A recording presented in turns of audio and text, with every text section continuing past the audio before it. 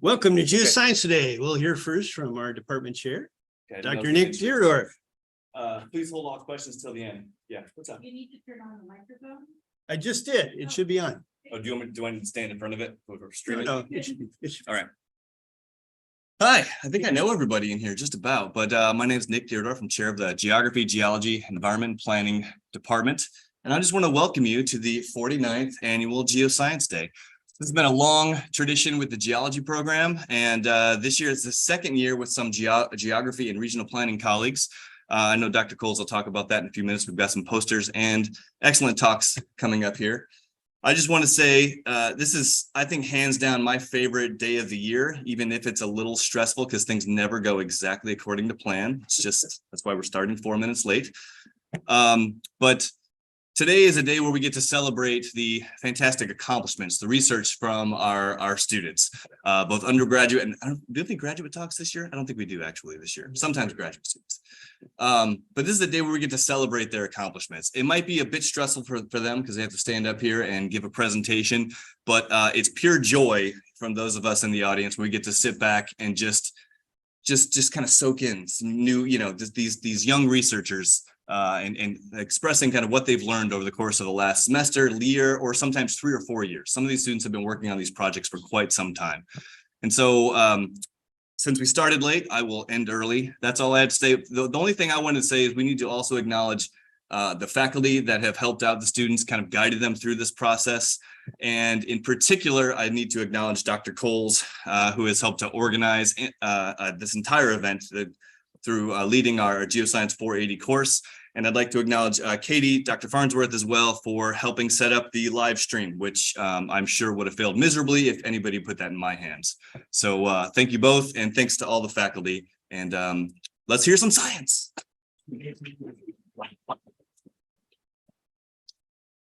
Thank you, Dr. Deardorff. I'm Ken Coles. Everyone else took one step backwards, and I was in charge of 480 this year. A couple of notes too. We'll be starting the students in just a moment. A couple of notes to the audience. First of all, we'll be doing 10-minute talks. We have several minutes in between for questions. We're fine with that. After seeing the rehearsals, I don't expect talks to run over, so we won't worry about that too much. But I will give the students an indication if their time is running short. If anyone needs to, we'll probably use the back door of the room to exit and enter. If it gets noisy, we may need to shut that door. I made sure they unlocked it. The restrooms are to the left. I want to encourage you, excuse me, if your life allows, to stay around for the poster session, which is after the first 3 talks. We have a lot of great stuff hanging outside, and then we'll have a couple more talks after that to finish up the morning. All right, give me just a moment while we shift around our display.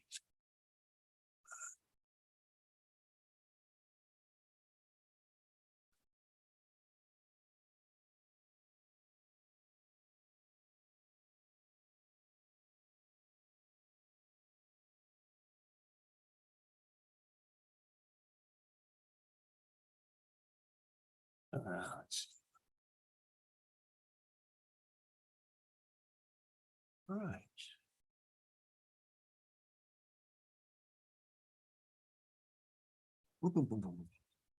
Excuse me. Bad mouse technique. Right, we're a minute or two ahead of schedule. I hope that's all right. I think we will go ahead and start with the first talk. Lucas Hoffner will present enhanced analysis of the water budget for Marsh Run Watershed.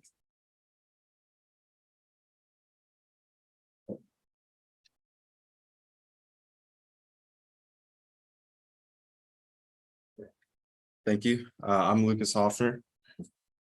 So Marsh Run is a small headwater watershed in Indiana that covers 2.38 square miles.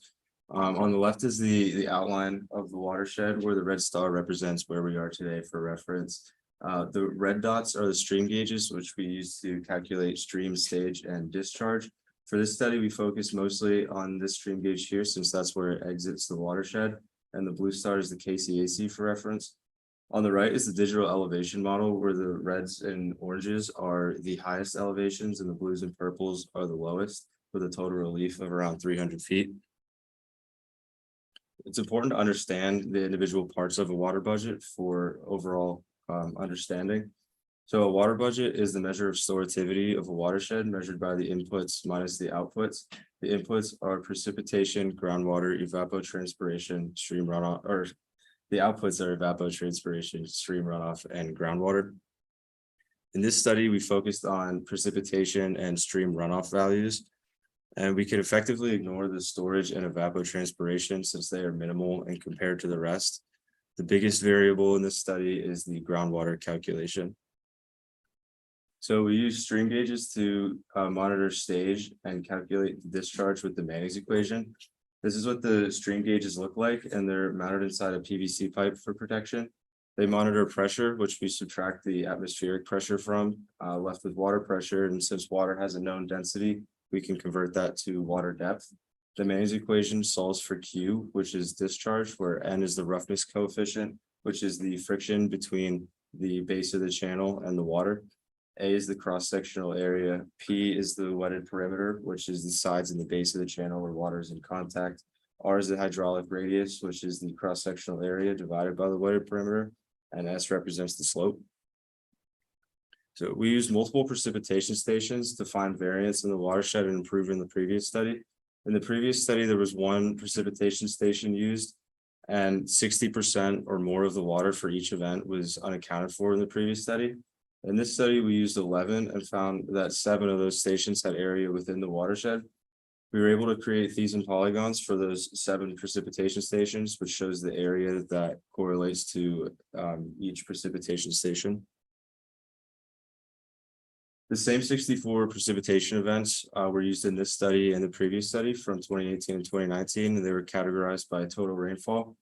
Most of the events fell between 0 and 1 inch, while the final column represents all events greater than 1.75 inches, and the corresponding discharge values were used for each event.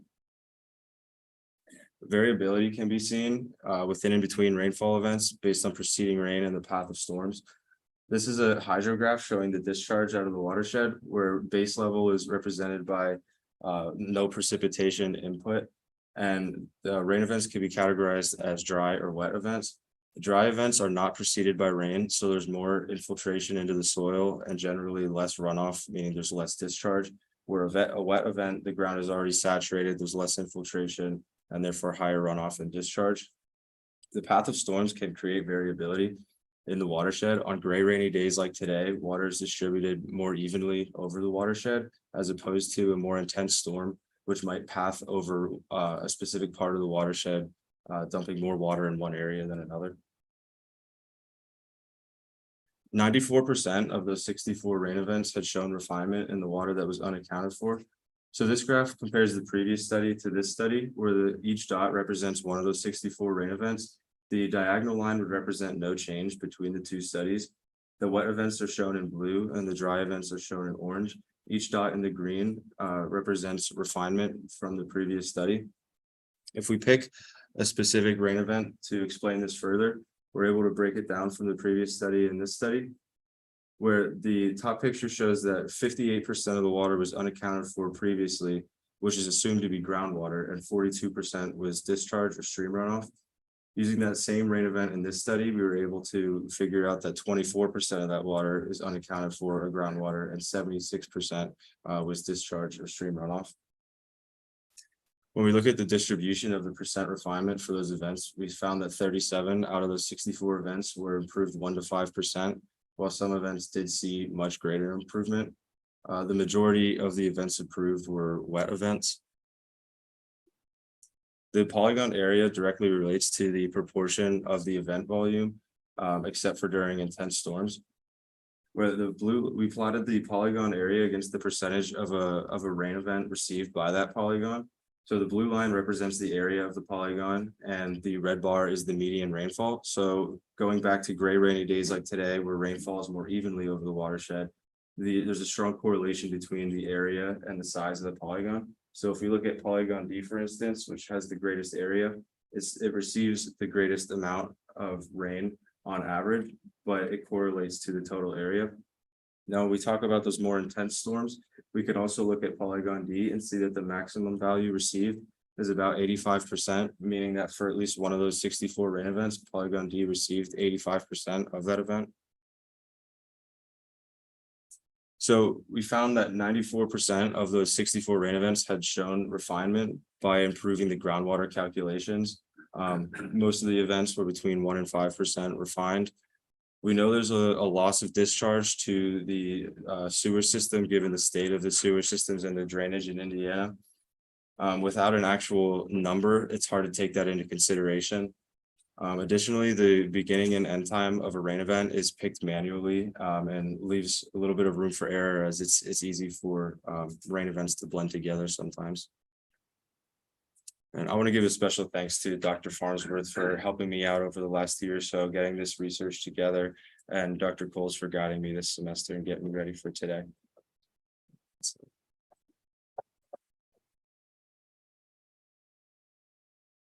Yes.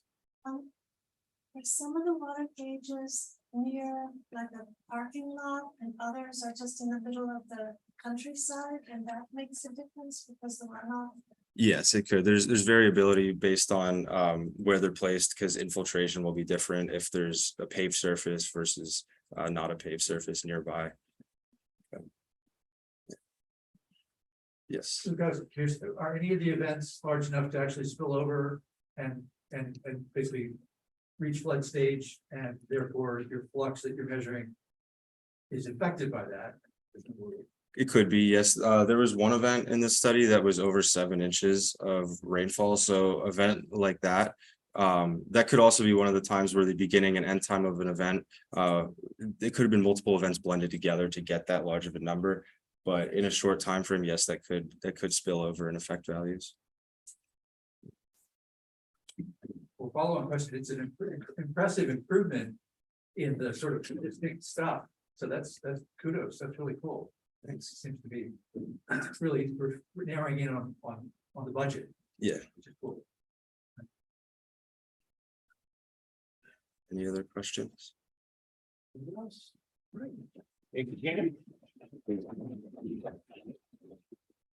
We'll have a short break while the faculty catch up with their forms and we get the next talk ready. So my experience is really lagging a bit.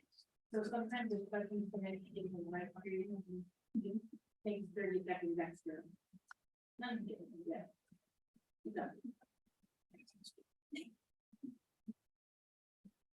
Oops.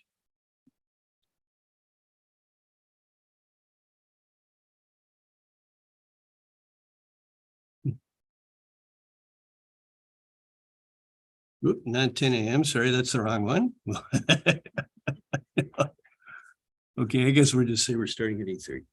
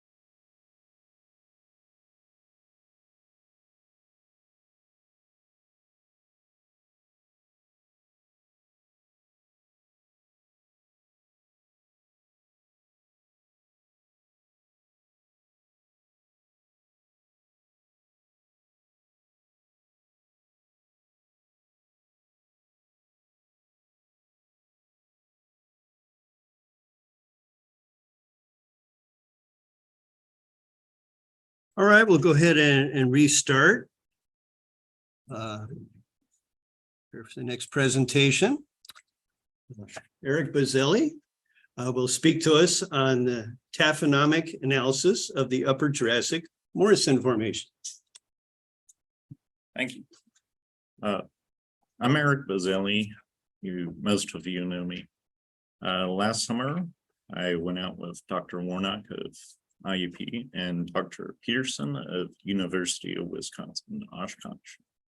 And we're looking at Jurassic National Monument because over the past 100 years of study, scientists are still uncertain and have disagreements about what the environment was or how it affected the individual dinosaurs. Little introduction. This is the late Jurassic period, approximately 155 to 148 million years ago. It is mainly composed of sedimentary rock.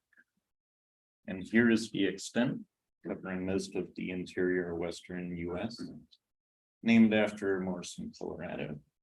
And within Jurassic National Monument is Cleveland Lloyd Dinosaur Quarry, which is right there.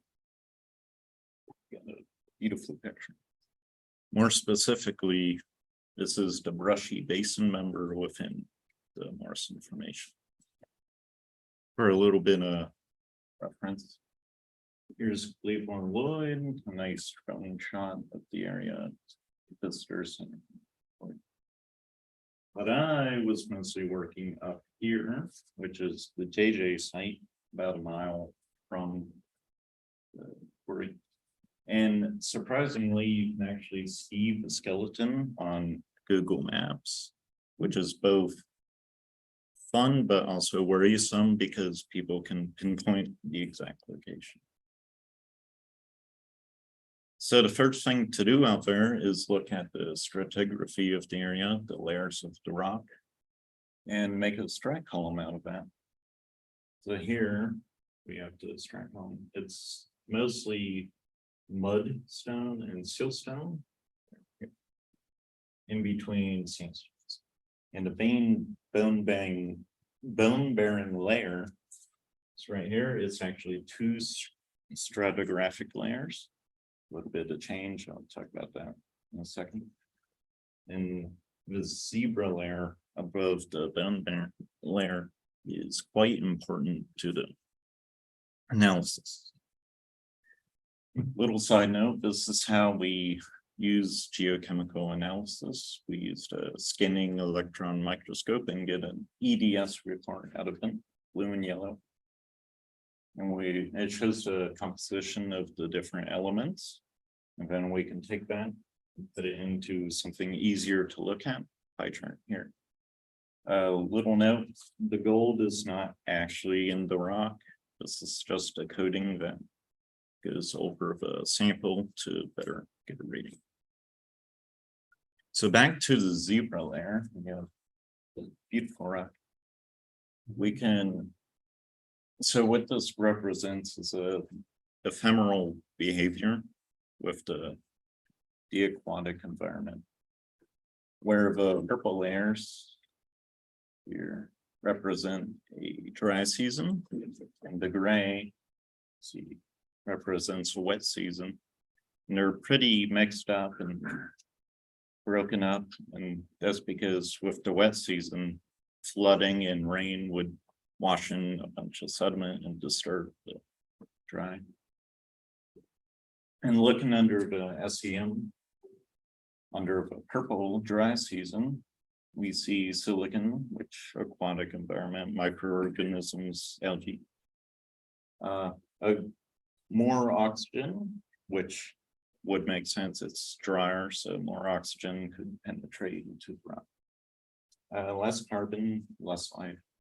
But we also see aluminum and magnesium in higher concentrations, which show us it's oxidized out in the dry, less so in the wet.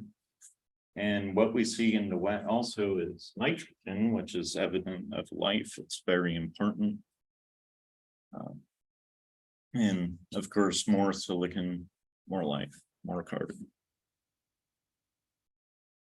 Other fossils that have been found within Jurassic National Monument include Liptops, which is a prehistoric Jurassic era turtle, which shows us, turtles, mainly water. We also see Goniophilus, which is a type of crocodile. And here is a nice chunk of petrified wood also found within the area, which shows us more of the lushness that would have occurred during the wet season.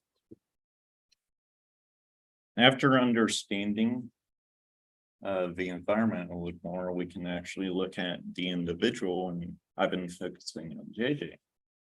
He's actually within the second stratigraphic layer within the bone bearing area. And it was a changing composition, which I'll get to shortly. He is a Diplodocus, a 26-meter long sauropod, pretty big. Discovered in 2019 when both Jonathan Warnock and Joseph Peterson looked down and saw the vertebrate. So JJ, Joe John. And this is the first Diplodocus of Jurassic National Monument, so pretty important individual. Now we can, after reconstruction of JJ, we can look at bones now, which is the most exciting part. And once again, the satellite image, you can see the general shape in that. It's very pixelated, but also with the map here, it cuts off right about there. It was mapped 2 years after the photo was taken. So this guy curves up in the femur. What this does, it's a lot easier to see. It's hard to see in this image. There's a lot going on. This is important for cataloging reasons, and also to look back on and see the orientation of the bones to try and figure out, what happened. And yeah, since the bones are in such good condition, here we have femur, few cracks and weathering. And here, that was the part that was out of the ground, so you can see it's weathered a bit and crumbly. But overall, great condition. We get these fragile neural spines perfectly preserved there. And since a rapid burial took place, no scavenging occurred, we can assume a rapid burial. So my hypothesis is a rapid flooding event, which if we go back, would cause this difference in the composition of the calcareous mudstone. That was the initial flooding event that started the ephemeral system afterwards. In a little outline here, we can see a little of what we're dealing with. This guy's the tail. It's going downslope into like a weathering erosional plane. So we likely don't have a tail, but it's a long tail. Do you really want to track it down? But up here, we have the neck that's going uphill and, well, the upper half of the animal, which is better to be preserved. We have the neck and the skull. That's great to see. Hopefully. And yeah, that tail, whip tail, don't want to track that. The other, that's me out there. Yeah, special thanks to everyone who worked on this project or helped me with it.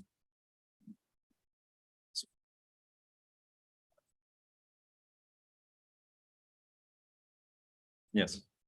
So is it like the Grand Canyon, the layer above where you're finding the bones is harder rock and it doesn't erode, and then the layer, then beneath it is softer rock and that erodes, that's where you're finding the bones, and then under them is again harder rock?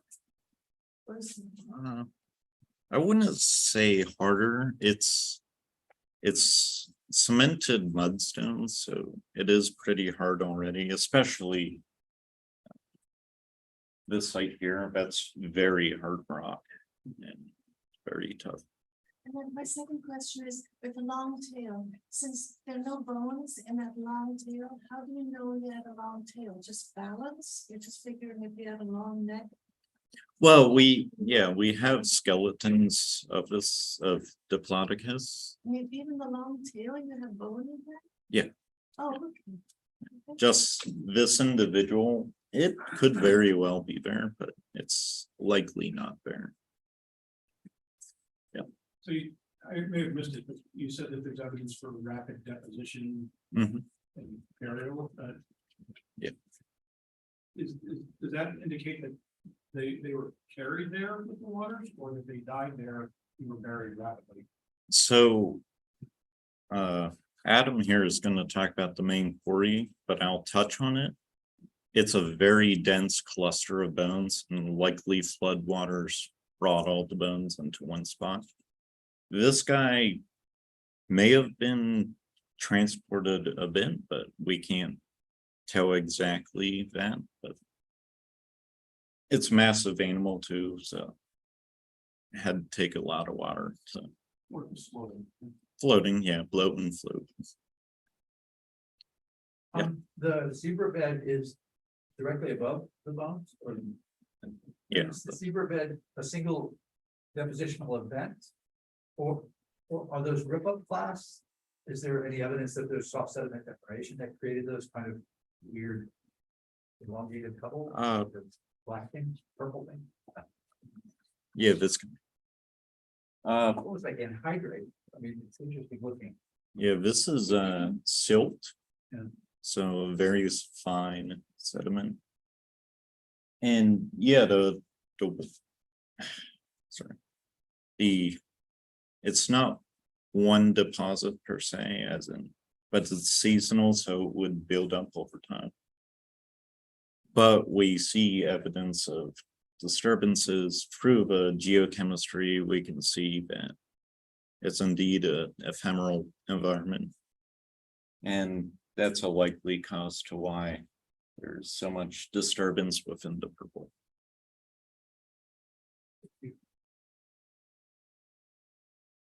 Any other questions?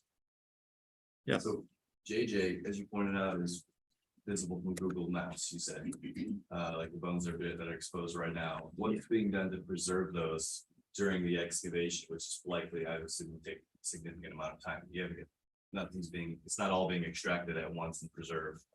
So right now it's, see, kind of see here, it's under a tarp. That photo must have been taken when we were there, or someone was there looking at it. We also have plaster tabs here, which is more vulnerable bits. We cover in plaster to prevent seas precipitation, mostly rainwater. And then this summer, I plan on going back out and helping extract some of the bones, because there's no building over this, so they need out. Likely not the femur bones, but we'll start working, chipping away. Back to the big map picture. Maybe what Yeah. Mhm. that's our drainage wall. More or less that, and that guy that walks by every now and then to make sure it's. Yep. It's secure, doesn't it? It is secure. It gets checked on. Okay. It's, I mean, it's in the monument, but like it's cattle land. So There could be a cow poking at it right now. Man, there's lots of concerns, not just weathering. Yeah, it's both cool but scary. You know exactly where it is. So what does JJ stand for? Joe, John, John, Joe, Joe Johnson, He knows him. Oh, Dr. Warner, Jonathan. The students are buttering up their professors. Always a good idea. All right, thanks again, Nick. All right, we'll take just a minute or two before the next talk. Any questions, Katie, from the interwebs?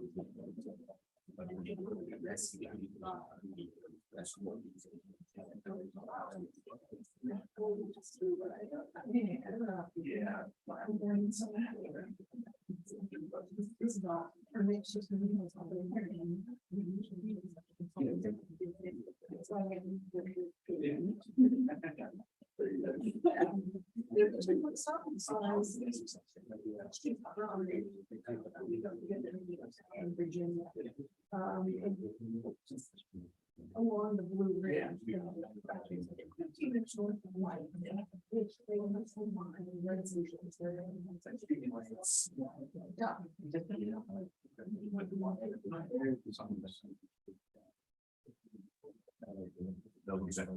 Already mentioned in the sentence, it's higher roads than it is.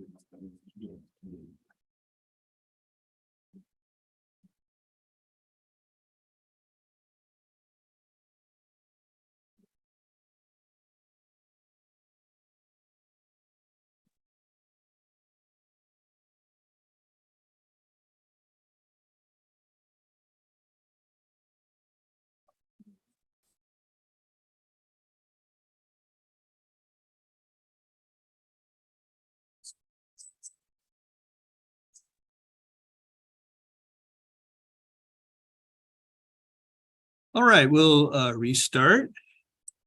We have one more talk before the break.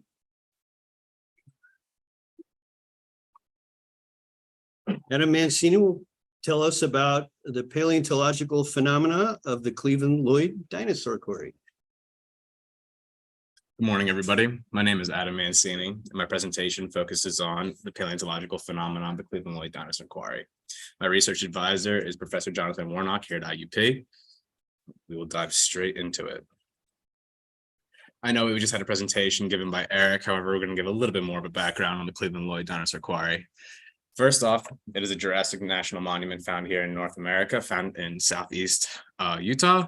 What makes the Cleveland Lloyd Dinosaur Quarry so unique is that it has the highest concentration of Jurassic fossils found, around 14,000 fossils identified of numerous different species. Here on this chart presented by Ken Carpenter, a paleontologist at Utah, it shows the ecosystem and the residents that we have found so far. And if you can see here, the green represents the carnivores, the blue represents the sauropods, the yellow represents the ornithopods, our beige right there is stegosaur, and these two are non-dinosaurs. So as you can see here, 46 individuals are allosaur specifically. That's where my hypothesis and my presentation is mostly focusing on, is the massive imbalance in the population between allosaur and the herbivore counterparts. So there's been many hypotheses over the past 100 years about what happened here at Cleveland Lloyd. For the longest time, everybody believed that it was a similar situation to the La Brea tar pits in California, where it was a sinking situation where herbivores would be attracted to a water source or a sinking sand area, get stuck in the mud, and then their carnivore counterparts would be attracted to the free meal, and so on and so forth. However, with recent studies and many other scientists that have come with more perspectives and more geological studies, we've come up with different theories and hypotheses to actually what happened. This past summer, I had the opportunity with Professor Warnock to go to Utah and study bone analysis and bone orientation, more or less the forensic science behind paleontology, studying how the bones were laid there, how they were buried, and studying truly how they were designed in that fashion. I had the opportunity to go check out JJ and map out the Diplodocus skeleton. I also had the opportunity to map out the northern building, as seen right here. We had the ability to extract and cast an Apatosaurus vert and extract it for IUP studying. And we collected samples for EDS and SEM sampling to help recreate the paleo environment during the Jurassic. Here's my map work. This is a poorly hand-drawn map that I did of the north building. This is a corresponding picture to it. As you can see here, this is a Camarasaur vert. It's supposed to resemble this. A fractured jawbone of an allosaur is supposed to resemble this. I know it's terribly drawn. However, if you can see here between these two pictures, you see that there's a high concentration of the smaller, more porous bones. These bones belong to allosaurus in particular, and they're more concentrated in a smaller area, which gives more to my hypothesis of depositional flooding, flash flooding events, which could have transported and congregated the bones into a smaller depositional location at a lower elevation. Stated here is my stratigraphic map work. This map right here is depicted in centimeters. It shows the microtic limestone. This is the surface level, the blue layer right here. Between these two black arrows is the bone bed that we have. As you can see here, one of the samples that we have is called Lake Gray. It's found close to the JJ skeleton, about a mile away from the quarry. It's found relatively high up in the strata compared to another sample that I have, which was found in the south building, more or less near the high concentration of the bones that we have here. So that's just a little bit of showing you the organization behind the sampling. And here are the samples that I've had. These two graphs here show the pie charts of the EDSM elemental composites of the samples. As you can see here with Lake Gray, in comparison to this sample here with monorelinite, there's high cases of silica and aluminum, which indicate dry seasons, droughts with quartz of that variety. However, when you come down here to see the south building sample, you see evidence of monorelinite with your silica, your oxygen, your aluminum. However, there are higher cases of calcium sulfur, excuse me. With that, you can create gypsum. Gypsum is a kind of mineral that is only formed with high mineral areas with marine aquatic life or flash flooding events where water would evaporate rather quickly. So this gives evidence of a wet season. With my results and my conclusions, I've proven more or less with the evidence that I have here that a reoccurring flash of flood and seasonal droughts could have locally transported the fossils into a lower sedimentation deposition location. My evidence to support this is with the gypsum and monorelinite clay to compare and contrast the wet season and the dry season, more or less looking at the fossil record and the bone orientation, seeing the congregation and the clustering of all the smaller bones. However, you see more examples of the more dense, thicker bones outside or more or less at the surface. I do have planned future excavating this coming up summer to go do more research with Professor Warnock and prove my theory even more. Special thanks again to Professor Jonathan Warnock for dealing with me for the past year and a half dealing with this. and Professor Coles for guiding me to creating this presentation for you today.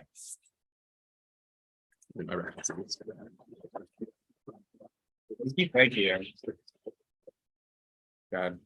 Did they nest? Do you think these dinosaurs like sat on their eggs and had sort of a family?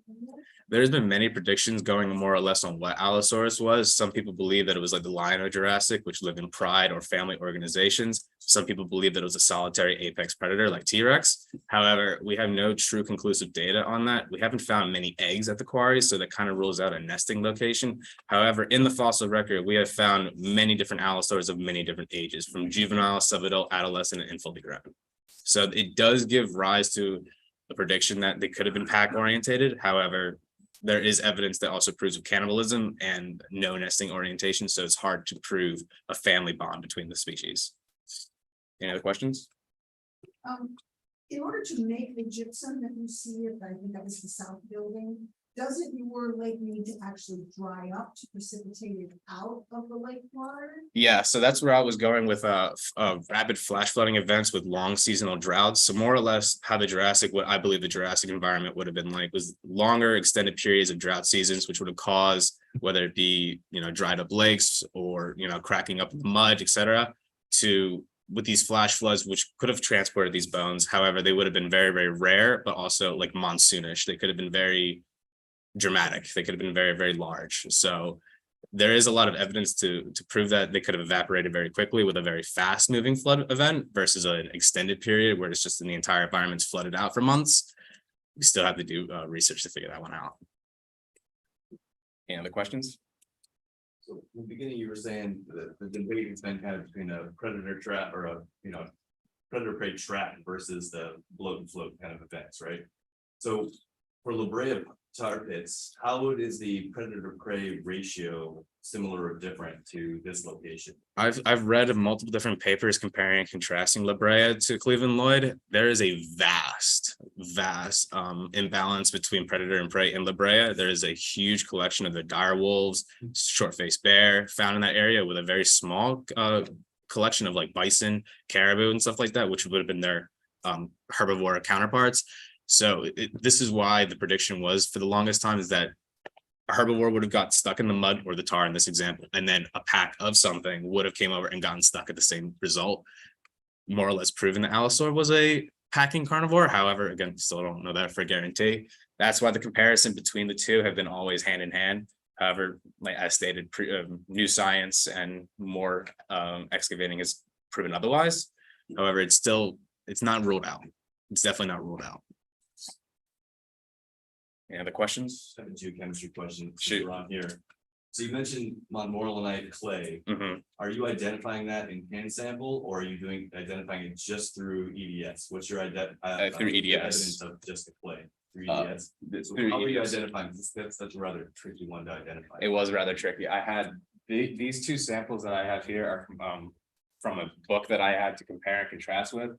The high silica and the aluminum is what I used to compare with all the other elements, try and recreate that shape.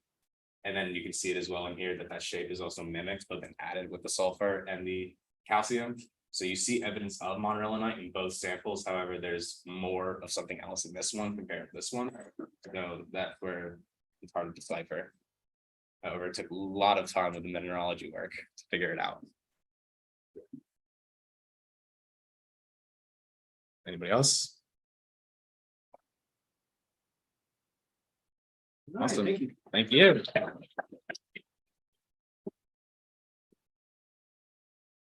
All right, we're going to take a break until 10 o'clock. We have a chance to view the fine posters just outside the room. For those of you here with us in person, we have some refreshments in the back. Thanks to Dr. Deardorff for rounding those up. If you're at home, you'll have to find your own refreshments, but I'm sure you've got something. And we'll be back in a little bit. Thank you. It's supposed to be for, before, middle, whatever. Yeah, somebody's right. Somebody's, nobody's even still one of the boxes.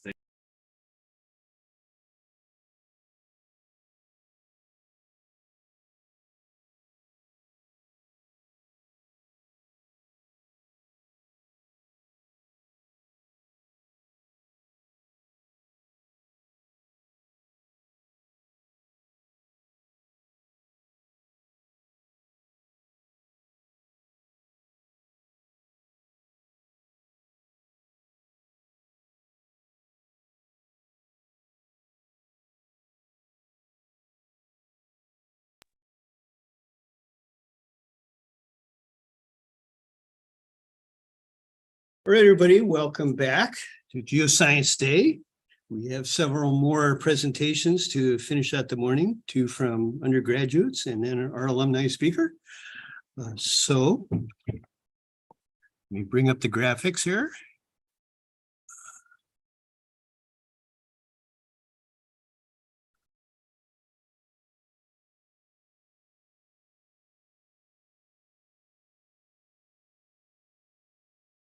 Let's get back to the beginning. Want to blow anybody's message. All right, if we have a green line in the back, it looks like we do. I did unmute. Okay. All right. Happy to have you back. We'll start this series of talks by hearing from Joshua Colasante, who will present to us on paleoenvironmental stratigraphic reconstruction and control on the distribution of the Lower Kaiser Formation of central Pennsylvania. Thank you, Dr. Cruz. Hi, everybody. My name is Joshua Colasante, and I'm going to talk to you today about some paleostratigraphy. So all of us today in this room are within the extent of a major cratonic basin that has quite a rich history.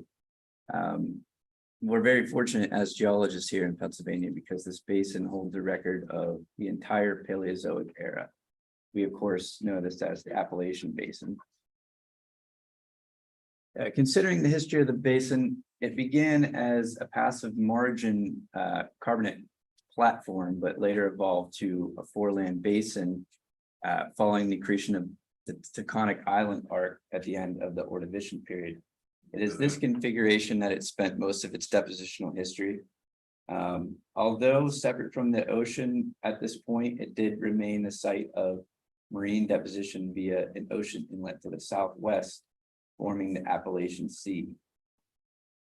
It is this inland sea that I'm interested in, specifically during the Silurian-Devonian transition, which is represented in the rock record by a package of rocks known as the Kaiser Formation.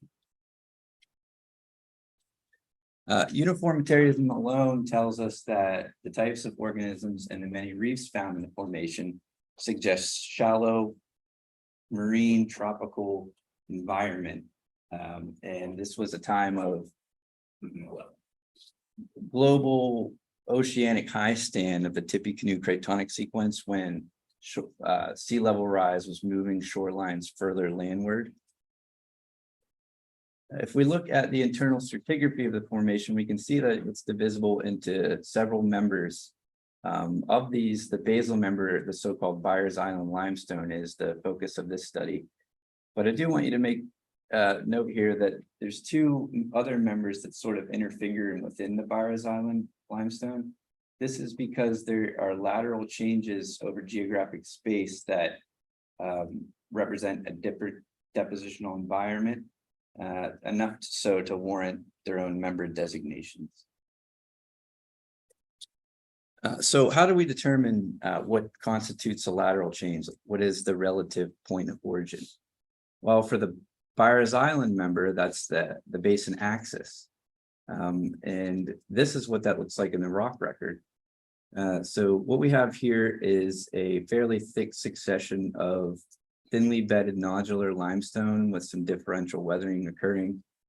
This has been interpreted to represent the center of the basin, or the most offshore portion of the Appalachian Sea during the Silurian-Devonian transition. And this is a outcrop of the Kaiser found in Altoona that's also been mapped as the Byers Island, but it should be pretty obvious that the stratigraphy here is quite different. What we have here is a basal carbonate mudstone overlain by a skeletal grainstone with a nodular package in between. Now, this has been interpreted to represent more marginal marine environments. So it's obviously a quite different depositional environment than what is found along the axis. So my question was, if these outcrops are so laterally different, why have they been historically mapped as the same member, the Byers Island limestone? And the second part of that is, what is controlling the distribution of this difference? And the key to understanding that is that knowing the evolution of the basin while considering the time transgressive nature of the formation. We look at this map, we can see that there are two different components to the transgression. The first component is an axial one that has a regional paleoslope dipping to the southwest. And the second component is a lateral one, normal to the axial trend that has paleoslopes coming out laterally and dipping toward the axis. It's because of this two component transgression that a basin axis and basin margin facies of the lower member can be defined. And so what I did was I was able to map different locations and plot this on a stratigraphic correlation chart.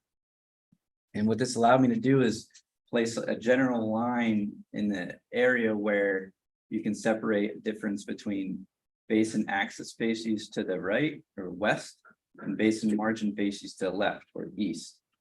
And there's more to the diagram than what I can really talk about right now. I'm happy to answer questions about it. But so this not only allowed me to show that there's a difference along at the same member, because this shows all the Byers Island from the margin all the way to the axial location where Selland's Grove is. And it also allowed me to show the differences in the transgressive regressive events as we get closer to the basin margin. And so should these marginal bases be designated as a distinct member? I'd say yes, if we're just talking about the amount of lateral change, but no, if it's just based on the predominant lithology, because it still is mostly all limestone. Whereas the other members I showed you that were interfingered with the Byers Island are a sandstone and mainly a shale.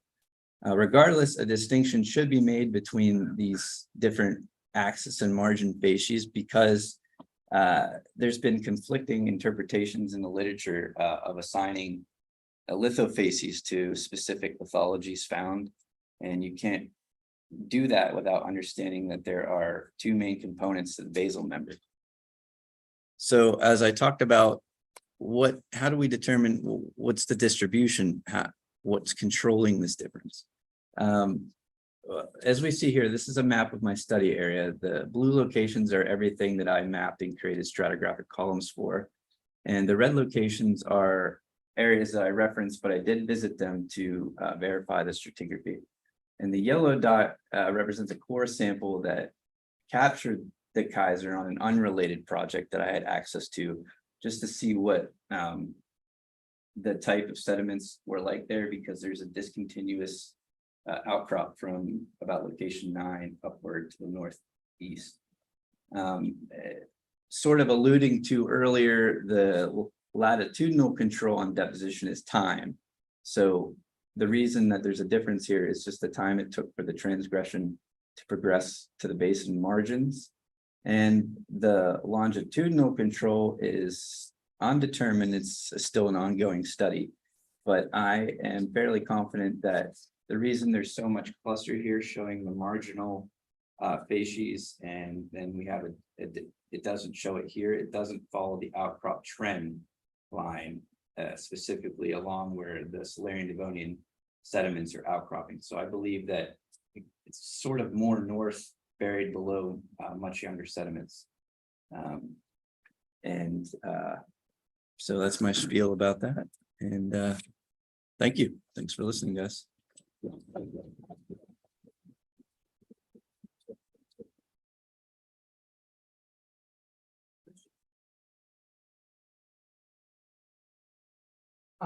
So I think what I understand is that there's kind of strike parallel facies changes, but there's sort of a long strike stuff, and there's some cross strike variation too. Correct.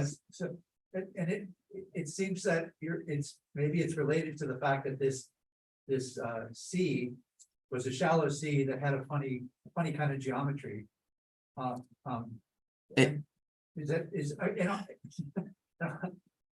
I just have a question.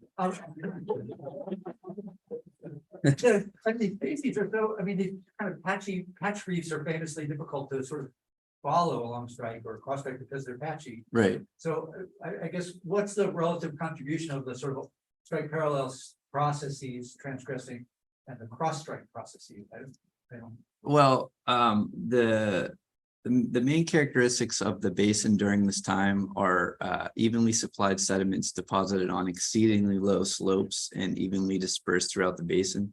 So what a consequence of that is over time, you're allowed to draw parallel lines through the stratigraphic cross sections, and they will approximate synchronous horizons of like the sediment water interface. But for the lower Kaiser formation, it doesn't seem to be able, that doesn't seem applicable. And I think that's because if I go back to this image here, this axial component is sort of like the major transgression regimen until it interconnects with, I believe, is the New England Seaway. And at that point, you have really flooding. I mean, it really pushes the margins outward, and so you have the lateral component dominant.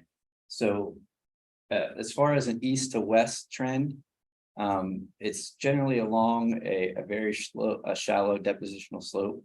But as far as the longitudinal trend, like you were saying about how it might not follow strike, I don't know. It's I think it has a lot to do with just the way that the valley and ridge has differential weathering, and there's obviously a bunch of tectonics involved, and so when you look at this map here, you can kind of visualize the axis about here, and so the marginal facies are here, so the shoreline, the transgression went this way, but we have these compressional forces that have moved the rock, and so I'm not sure about along strike as far as the outcrop. I mean, it's discontinuous, and I think that the shoreline would be like maybe like this, and this is exaggerated a little bit because of the right. A related question, can you tell us what that bald eagle core looks like? Which is a better match for? The blue or the? Oh, I'm sorry. Yeah, I forgot I to thought mention that. close The in. bald eagle core, the stratigraphy is more like what's found in the axial location, which supports why I think that it doesn't follow the trend of the outcrop belt, which was fortunate that this was nice to be able to have. Yes.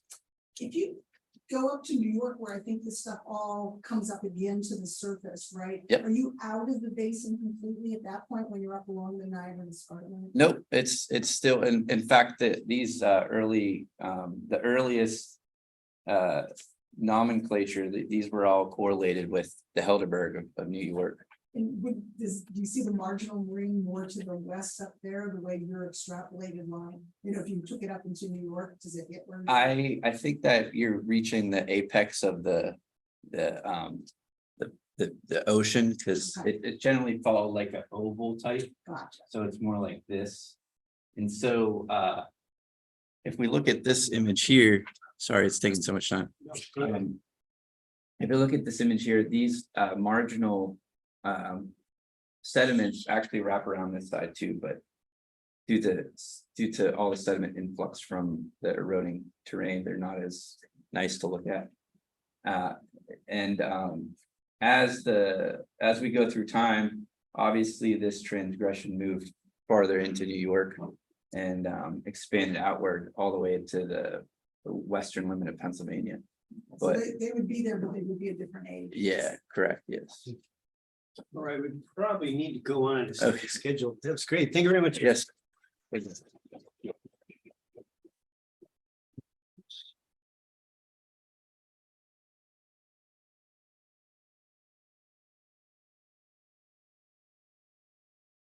Give the faculty just a moment if they need to catch up now. Whoa, what's going on here? Sorry. Just a sec.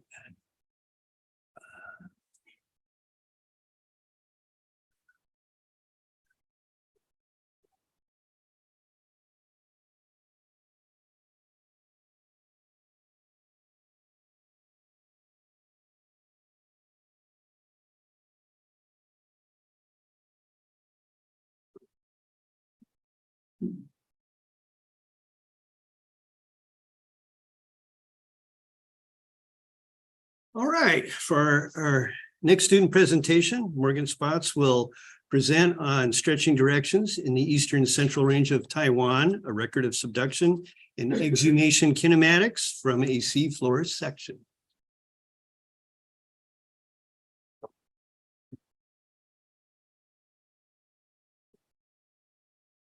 So my name is Morgan Spatz, and I work with Dr. Jonathan Lewis in the Structural Geology and Tectonics Lab. And my research is focused on looking at the stretching directions in rocks from the eastern central range of Taiwan and trying to constrain the kinematics of exhumation with that. So Taiwan is pictured here, and it records active arc continent collision between the Philippine Sea Plate and the Chinese passive margin. The Philippine Sea Plate is moving pretty quickly towards the northwest at about 82 millimeters per year, which causes the rapid uplift of Taiwan and then the local subduction of the Eurasian Plate over here. So my sample comes from the eastern central range, which is right here, and it's near the suture zone between the Philippine Sea Plate and the Chinese passive margin. And so my work focuses on looking at a greenstone sample that's from a small stratigraphic section there. So if we look at the uppermost unit, this is the sample that I mainly worked on. It's a greenstone sample. You can see this is a field photo here, and it has a more massive greenstone and then a really heavily permeated phyllite at the top. And where these two meet, it's intercalated. So we can see up here is a plagioclase albite grain, and it's really intact. And that's from around here in this sample. This isn't the actual sample it came from, but it's where the greenstone is intercalated with the phyllite. And then down, if we go down section into the more massive greenstone, we see really elongated and recrystallized porphyroblasts. So we thought that this might indicate a vertical gradient in strain. And then if we look at the unit that's directly below the greenstone, it's a pebbly mudstone unit. So this is the mudstone, and then it has really elongated and flattened quartz pebbles. So the flattening and elongation of the quartz pebbles could indicate two different strain regimes, one being a flattening strain, and then another being a constrictional strain. So we wanted to know, in order to constrain the kinematics, where the sample came from. So we got bulk chemical analysis from Washington State University, and then using the aluminum oxide, ferrous oxide, and magnesium oxide. In this example, we can plot it as a mid-ocean ridge basalt. And we did this for several minerals in this, or elements in the sample, to get the classification of a mid-ocean ridge basalt. So what we wanted to do with this is apply it to the bigger picture on a more regional scale. So there's kind of two different models for material flow, three, but two different ideas for material flow. This is the plane strain model, and it assumes that material is exhumed or subducted and then exhumed, but everything is two-dimensional. It stays in a single plane. And then over here, these are more recent three-dimensional models. And so you can see from the plate motion vector relative to the Eurasian plate, there's a strong normal component that you can see here, but then there's also a strike slip component of motion due to the obliqueness of the collision. So the more recent three-dimensional models suggest that there could be flow in and out of the plane seen here. So a long strike flow, either material being dragged up with the Philippine Sea Plate, or like squished out a long strike. So we thought we could use our samples here, since deformation and recrystallization and the structures we see are related to the events during deformation.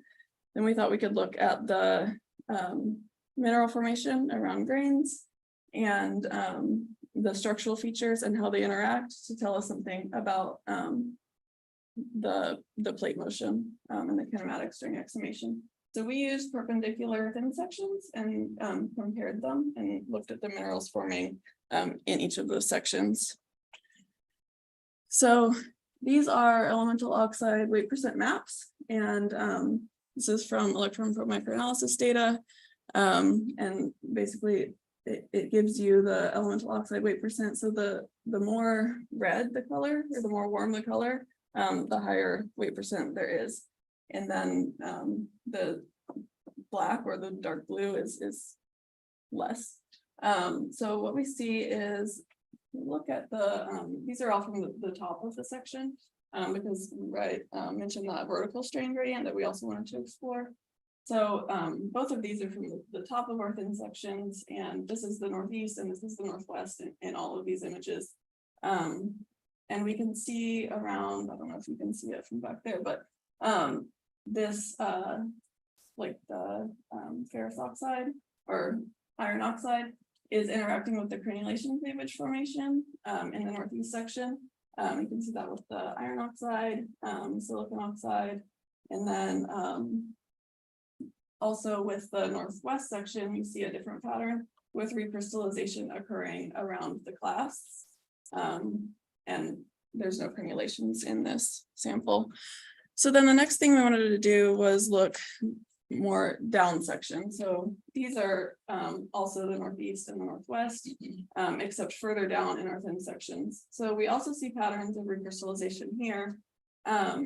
This is a porphyroblast, it's recrystallized, but the recrystallization is actually penetrating the porphyroblast, whereas in the top of the section, it's only happening around the edges. So we can see the recrystallization penetrating here in the northwest, and then in the northeast view, you can see it really good here with the aluminum oxide. The elements are being replaced around the outer edges of the sample. You can see it here as well. So what we concluded was that there really isn't a compositional difference in the recrystallization that's occurring, but there are patterns to the recrystallization that we see in interactions with the structural features. So we'd like to do more work with the interactions of those structural features and the recrystallization that's occurring, and then also look at what that says about the pressure and temperature conditions during metamorphism, and what minerals we're forming.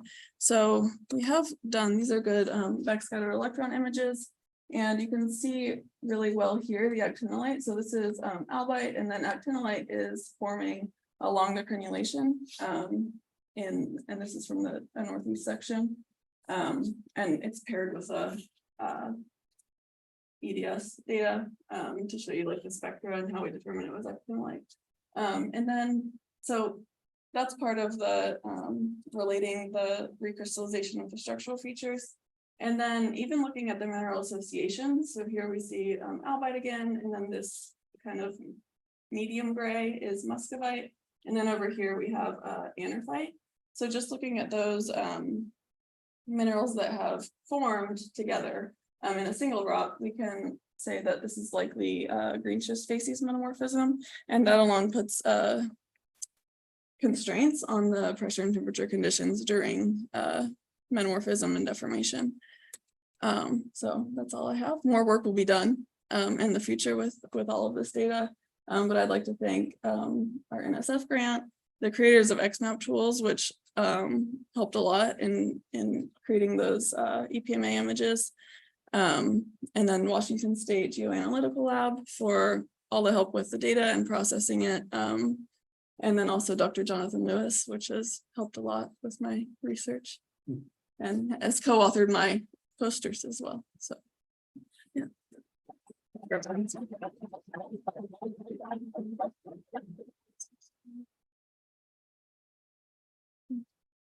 Yeah. So I don't have a good feeling for magnitudes and units, but how much variability is there in that vertical strain rate? Like that's something that still could be quantified. And I was talking with a few people about how maybe that's kind of the best image. You can't see my mouth. But yeah, so I feel like this could be quantified, especially using these maps here. So I'm not sure. That's something that we would like to do just to get a better analysis, but yeah. Something to be worked on. There is definitely, these are kind of small, I think, for you back there, but you can really see how the perforablast begin to get really recrystallized and flattened at the bottom of the section.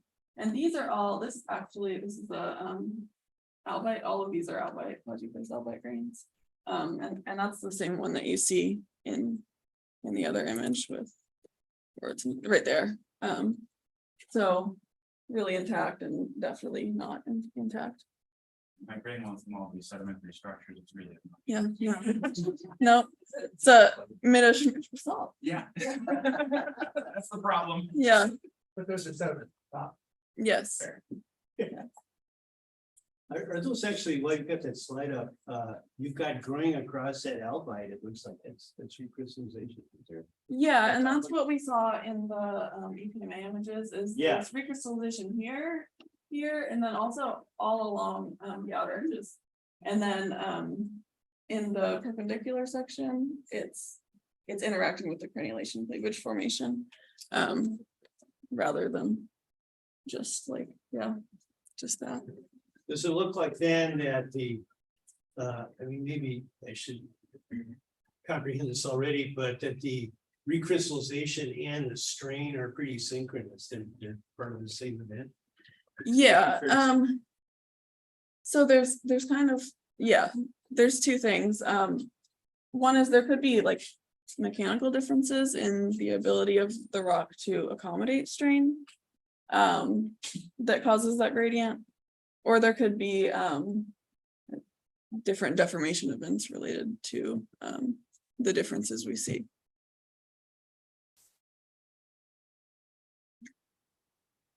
Questions? This might be related. Could you go forward to your slide where you had the crenulation where the actinolite was growing down the crenulation? Yes. I thought that was fascinating. Yes. So that's, yeah, that's actinolite, and then that's all albite. All this dark is albite. Yeah.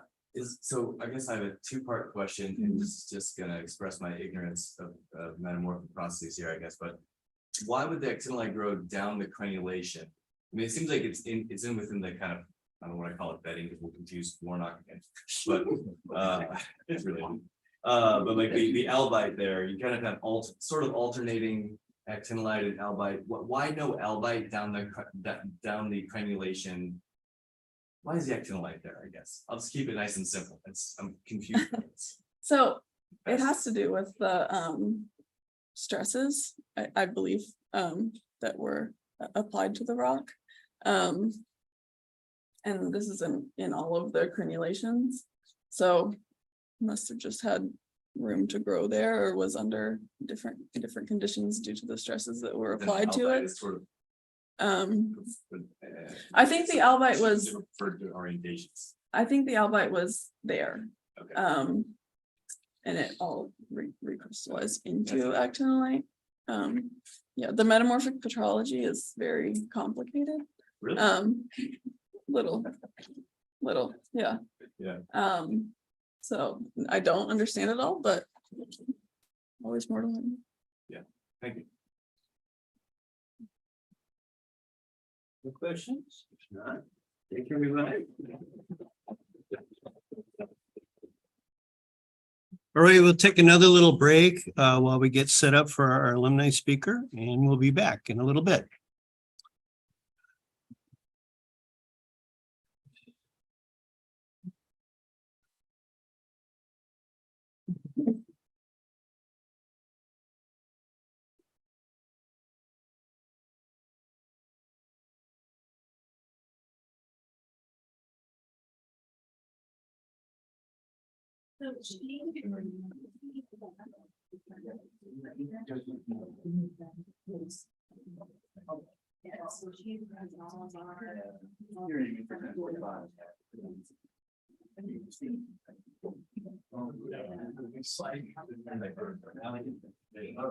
Good choice.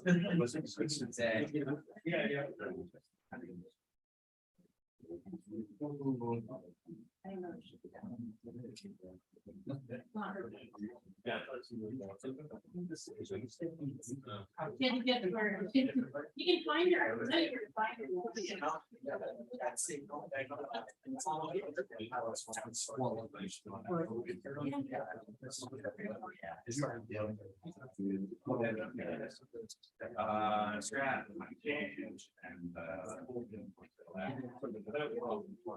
He's doing the math. Yeah.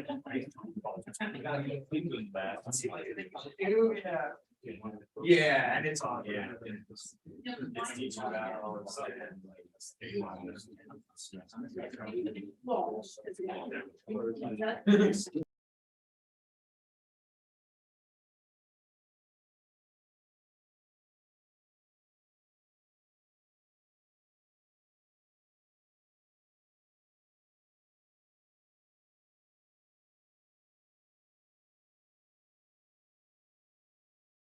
Bring it on. That seems fair. No, she gets to judge you. They always are. All right, welcome back. It's a pleasure to introduce our alumni speaker, Gabriella Zuccolotto. I can personally vouch that Gabi has been precocious in everything she's done. She showed a rare ability for a student teacher back when she was doing her Bachelor of Science in Education, which she finished in 2018, and identifying the kids who are not going to behave and keeping them under her thumb. I think they still remember that over in Katanning. Since then, she has taught in Indiana, Pennsylvania, and in the state of Delaware. She studied a master's at Duquesne and is now at the University of Pittsburgh. And she'll be talking to us today on Water Watch, monitoring Earth's rivers with remote sensing. Thanks, Dr. Coles. Thanks, everybody. Very excited to be here today. I was very thrilled whenever Dr. Farnsworth asked me if I wanted to come back to IUP and talk. So thank you to Dr. Farnsworth and the rest of the department faculty for the opportunity to talk with you today. Congratulations to everybody on your presentations today. They were all great. We know it's stressful, but you're all on the way out and you're doing great. So yeah, I'm really excited to share with you today some of the work that I've done in both my master's and my PhD experience with hydrologic remote sensing. Okay, so a background of the things that I'm going to talk about today. So at first, I'm going to talk a little bit about me and what my journey has been like since I left IUP. And then I'm going to give a little remote sensing 101 because I know that the department is really interdisciplinary now, and I'm not sure who has used remote sensing before and who hasn't. So we'll do a little overview. And then I have two projects that I want to talk about. Both have to do with studying water quality in rivers around different parts of the world. So the first one is using remote sensing for land subsidence and looking at the impacts of land subsidence on salinization in the Limpopo River. And the second one is much closer to home and is part of my PhD work looking at algal bloom formation in the Ohio River. So we'll start with my background. So for this slide, I figured that I would make a timeline. And then I felt like this was really inaccurate because this implies that my journey since I've left IUP has been a straight shot. And that is not at all the case as what happened. So I drew a couple squiggly lines and couldn't really figure it out, had a big loop in there at one point. So just for reference, know that this has been a little bit of a wild ride, and I'm happy with where I'm at now, but I'm excited to walk you through this journey. So I started at IUP in 2014. I originally came in as a middle school education major. I took Geology 201 with Dr. Lewis and surprisingly was hooked immediately and was like, I don't know, I need to switch. I have to get out of here. So I joined the geology department and reassigned myself as an earth and space science secondary education major and pursued my 7th through 12th grade teaching certification. I was really involved in the department here. I was the secretary for the Geologic Society. I did a little bit of research for like personal interest with Dr. Hoven just for fun. There he is, right on cue. And I got to experience some really awesome things because of the support of the faculty here. So this is a picture that was taken in Auckland, New Zealand, as part of a workshop that I did for the International Ocean Discovery Program through the School of Rock program, which is a program that takes teachers from different disciplines and educators from different disciplines and gives them more like geologic-based field experience. So that's me checking out some of the many remnants of the volcanic eruptions in this area. And then from there, I moved on a few doors down the road, and I got a long-term substitute teaching position at Indiana High School, where I taught 9th grade environmental science and 10th through 12th grade geology. You'll start to see in some of these photos that I should have really recognized my interest in hydrologic remote sensing a little earlier, because all of my favorite lessons were all of the hydrology lessons. So those are some model aquifers that we made with my 9th grade students. And I know that this is going to be really small, but this face right here is actually Dr. Warnock when he was talking to some of my 10th through 12th grade students when he was on his IODP expedition in Antarctica. So I'm really passionate about education. I'm really passionate about science communication, and I've always struggled because I also really love research, and I feel like there's a disconnect sometimes between the way that K through 12 education is taught and the implementation of like real world data in lessons and really giving kids exposure to what science is like in the real world. So that's always been a personal goal of mine. Then after that long-term sub was over, I moved to Delaware and I took a job teaching 8th grade general science in Southern Delaware at Lake Forest School District.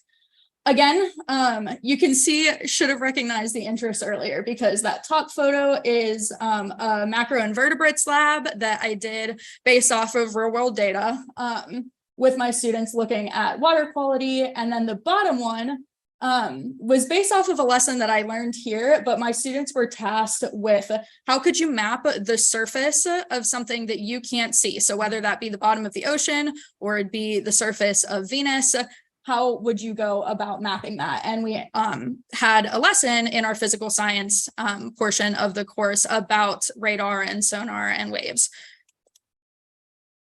Then in between these two opportunities, the whole world changed for a little bit, and the K through 12 education system got complicated, to say the least. And I always knew that I wanted to go back and get a more research focused degree. And I decided that the pandemic would be a good time for me to do that.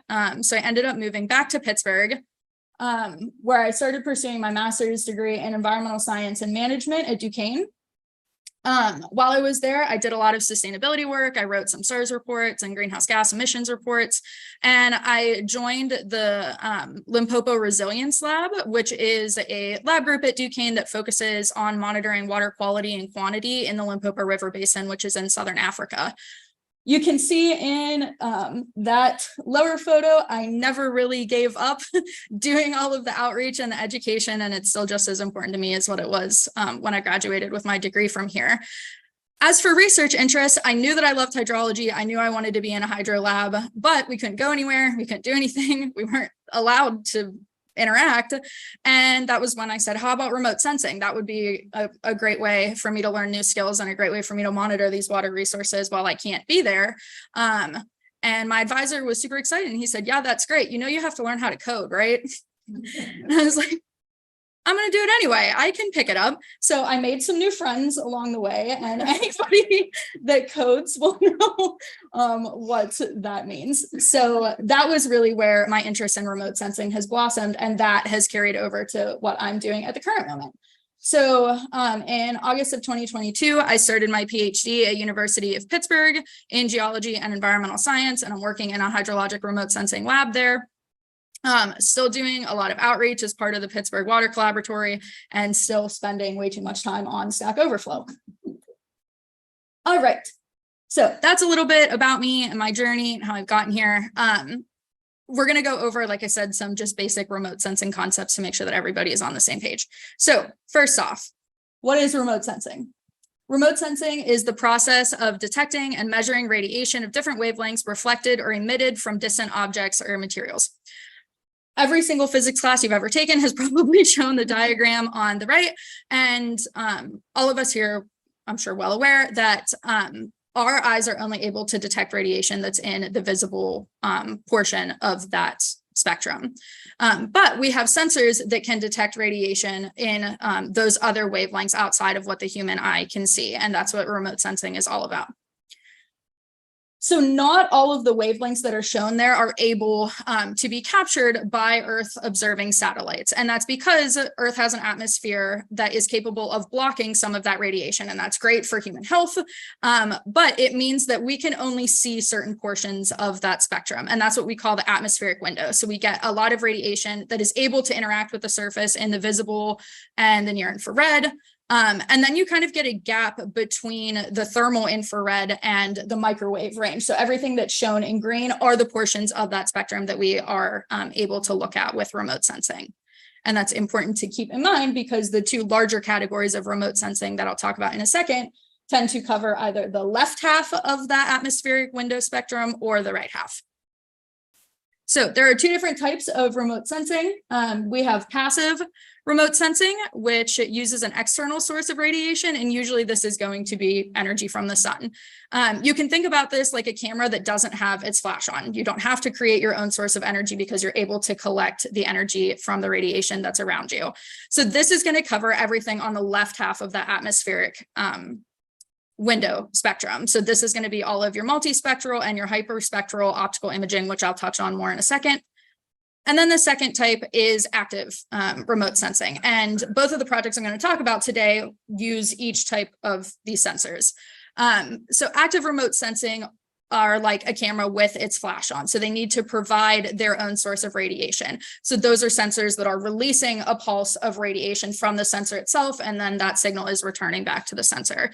So those are going to be anything that has to do with range and navigation. Radar, sonar, LiDAR, and laser altimetry are all forms of active remote sensing. And the other thing you can see in this diagram is that there are a couple different ways that we can actually put sensors or that we can deploy sensors. So most of the work that I do is in satellite remote sensing. And there's a few different tiers based on where they orbit out of what satellite remote sensing is considered. But you can also add sensors to airplanes, and you can use drones as well. And those are also types of remote sensing. Okay, so how does remote sensing actually work? This diagram shows an example of passive remote sensing because we're just using energy from the sun. So essentially, you have that energy coming in as it passes through the atmosphere. It's going to bounce off the targets, and depending on what that target is, that reflected signal is going to change. So depending on the properties, the physical properties of the scatterer, the return signal is going to look different, and that helps us identify then what those targets look like. Which brings us to the field of spectroscopy. So what we can do is actually look at the reflected signal over different wavelengths to say, okay, this is how we can identify soil, because any pixel that returns this specific signature I know is soil. And we have thousands upon thousands of these spectral indices that we can use to identify water versus water with this much phytoplankton, water with this much phytoplankton, etc. And then the last part of this is understanding resolution. So there's three different components to resolution that we're concerned about in remote sensing. The first is spatial resolution, which is the size of each pixel within a digital image that corresponds to an area on Earth's surface. And essentially, this is how detailed is your image? How clearly can you see your target? So the bottom image is a 1 meter spatial resolution, and you can see that that's, decently well defined. And then the upper image is a larger resolution, and that's 4 meters. So you get a little bit less detail. So you can't actually see anything that is smaller than 4 meters by 4 meters. The next type of resolution is temporal resolution, and that's the time that it takes for a satellite to complete an orbit and then revisit the same observation area. So I know that this graphic is a little bit complicated, but I'll walk you through it. So all of the blue boxes are what MODIS, which is a sensor that's on the Aqua and Terra satellites, that is what their coverage looks like. So each one of the acquisitions that they make is that entire blue area. The temporal resolution on MODIS is really good. It's every day or every other day, which is great, but you sacrifice then the spatial resolution that you get, as you can see by the size of those blue boxes. So that's a 250 meter wide then spatial resolution, which takes out a lot of the detail. Landsat 8, however, has a longer temporal resolution, so a 16-day repeat cycle, but has better spatial resolution. And this is the common trade-off and the game that we play in remote sensing of, do I want to see things often or do I want to see things clearly? And then finally, we have spectral resolution, which is the number and dimension of specific wavelengths intervals of the electromagnetic spectrum that a sensor is capable of actually detecting. This is where I said I would come back to multispectral versus hyperspectral. So multispectral is that you're going to have less number of bands that you're able to detect in, but they have larger dimensions. These kind of satellites are pretty common, and most of the freely available satellite data, the one that's commonly used in optical remote sensing, is usually multispectral. And then hyperspectral is more like the spectroscopy graph that I showed you, where you get a continuous spectrum across a ton of different wavelength intervals with really narrow wavelengths between them. Okay, so what are the benefits of remote sensing in the field of hydrology? I don't know if any of you have looked at this yet. I'm sure some of you have. I love this graphic as an educator. I'm so glad that they updated this. This is the new USGS water cycle diagram that was released last year, I think last year. And I love this diagram because it finally includes a human component as to how we influence the water cycle. The reason that I show this diagram is because in the field of hydrologic remote sensing, our goal is to be able to look at these really large scale relationships between pools and fluxes that you see in this diagram. So compared to on the ground measurements, remote sensing provides a much larger area and continuously repetitive coverage, obviously until the satellite breaks down.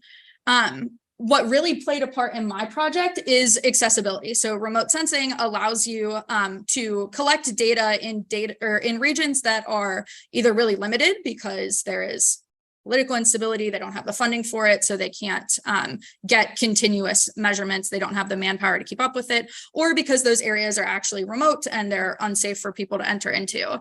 And we can still study those regions, which is great. It's also non-invasive, so we don't actually have to disturb the land, which is awesome. And obviously there's a lot of work that goes up front into deploying a satellite, but once they're in orbit, there's fairly little maintenance and not a lot of manpower that has to go into it. Okay, so now to get into what I have actually done for my research. So the first project was what I completed for my master's thesis at Duquesne. And like I said, I was using remote sensing to look at land subsidence and then the consequences of potential land subsidence on the lower part of the Limpopo River Basin. All right, so land subsidence is the gradual settling or sudden sinking of the Earth's surface due to removal or displacement of subsurface materials. And there's a few different ways that land subsidence can occur, both because of man-made intervention and a few natural ways as well. So the number one driver of anthropogenic land subsidence is groundwater extraction. We also can remove other subsurface materials that can cause subsidence, like oil and gas abstraction and mining. Another way that we can influence land subsidence is through the way that we engineer our rivers. So if we reduce the amount of sediment that is able to get to coastal regions, and usually this is through sediment trapping by dams that we build, we then no longer continuously supply that sediment and help that land to build up, which is why many of the world's deltas are sinking. And you see it on the news, and you might not know that this is what's causing it, but when you hear about land loss in Louisiana and things that are happening in Venice, many of these are a combination of anthropogenic and natural causes of land subsidence. Natural ways that subsidence can occur are through isostatic adjustment. It can also happen, and does happen pretty frequently, through tectonic processes like folding and faulting. Volcanic eruptions or movement in a magma chamber can also cause subsidence, and then dissolution of carbonate can also allow for subsidence to happen. In Pittsburgh, we just call it sinkholes and leave it at that. But that's more the underlying process. So land subsidence is threatening coastal cities all around the world, and it's because many of these cities are built on river deltas that are composed of unconsolidated alluvium, and that type of setting is very prone to compaction, both naturally and with additions that humans make.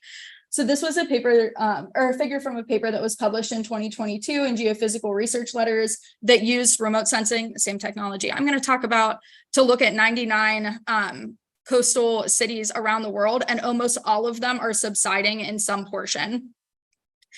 And how this subsidence is actually occurring is when you have these alluvium deposits, you get these aquatards that are mainly fine grained sediments, clay and silt. And when you actually pull the water out of that, you will collapse that pore space. And a lot of times that pore space can recharge if you allow it to recharge during a wet season cycle. But in a lot of places, we are extracting groundwater at a faster rate than what the aquifer can be replenished. And because of that, we're getting this continuous subsidence, and that can become permanent compaction. And essentially at that point, it's a dead aquifer and it can't be recharged.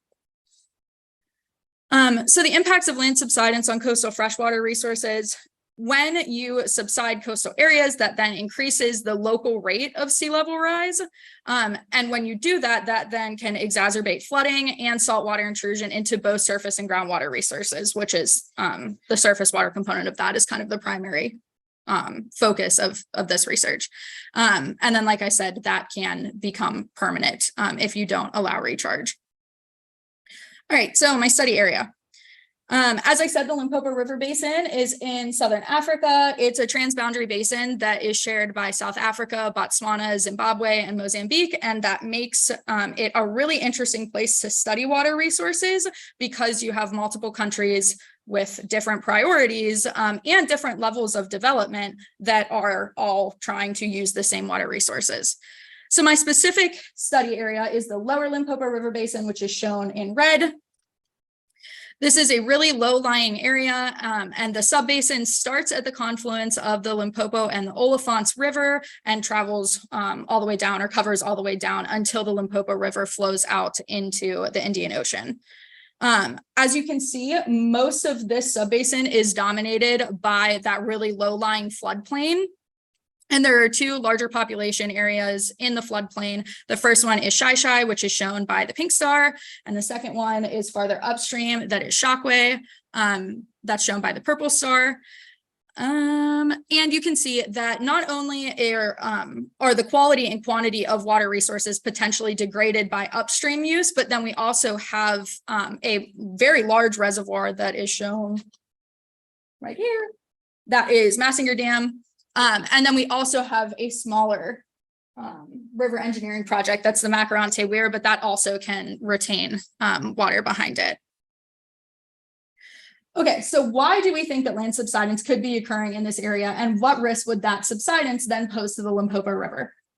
In September of 2019, my lab group, before I joined it, had a stakeholder meeting with some farmers in this area. And as you can see, farming is massive in this area. Almost the entire floodplain is dominated by agriculture. And this area, which is called the Shai-Shai irrigation scheme, and then the Chockway irrigation scheme is in the more northern part of the subbasin, controls a significant amount of Mozambique's food supply, specifically rice. So in 2019, we were contacted by some people that were concerned that the natural, lost my train of thought, that the natural boundary between freshwater and saltwater is starting to migrate upstream farther, and they're noticing worse contamination of saltwater in some of their surface and their groundwater resources. You might be asking, why is there a picture of a duck on the screen? And it's there because I don't know, I'm sure all of you have heard the phrase, if it quacks like a duck and it walks like a duck and it sounds like a duck, whatever it is, then it's probably a duck. And honestly, that was the entire basis behind this project, was that you have all of these factors that should contribute to land subsidence occurring there, but no one has looked at it. And because it's not an urban area, a lot of these areas get neglected, but we're really concerned about Mozambique's food supply if this area were to be exhibiting subsidence. So the three things that we have that are the looking like a duck, quacking like a duck, walking like a duck, are the fact that this area is completely underlain by unconsolidated alluvium. As you can see in the figure on the right, almost the entire southern portion of Mozambique is quaternary age unconsolidated sand and clay. We also know that they are extracting groundwater both for drinking water and for irrigation. And then we know that there are these river engineering projects that could potentially be starving this area of sediment or not allowing that alluvium to build up over time. So my goal was to use remote sensing to identify spatial and temporal trends in land deformation in the lower Limpopo River Basin floodplain. When I went into this, I had no idea if I was going to find anything. It was just a hunch. And then I wanted to, if there was any land subsidence, compare that to what's happening in the river channel itself in terms of river height and local sea level to determine if subsidence could potentially be contributing to salinization of the river that was being reported to us. So my data, my river height data came from RSO, which is the primary water management agency in southern Mozambique. You can see in the figure on the right where those two gauges were. So there is E35, which is at Chokwe, and daily data was collected from 2000 to 2019. That is the green star. And then E38 at Shaishe was collected, same thing, daily from 1996 to 2019.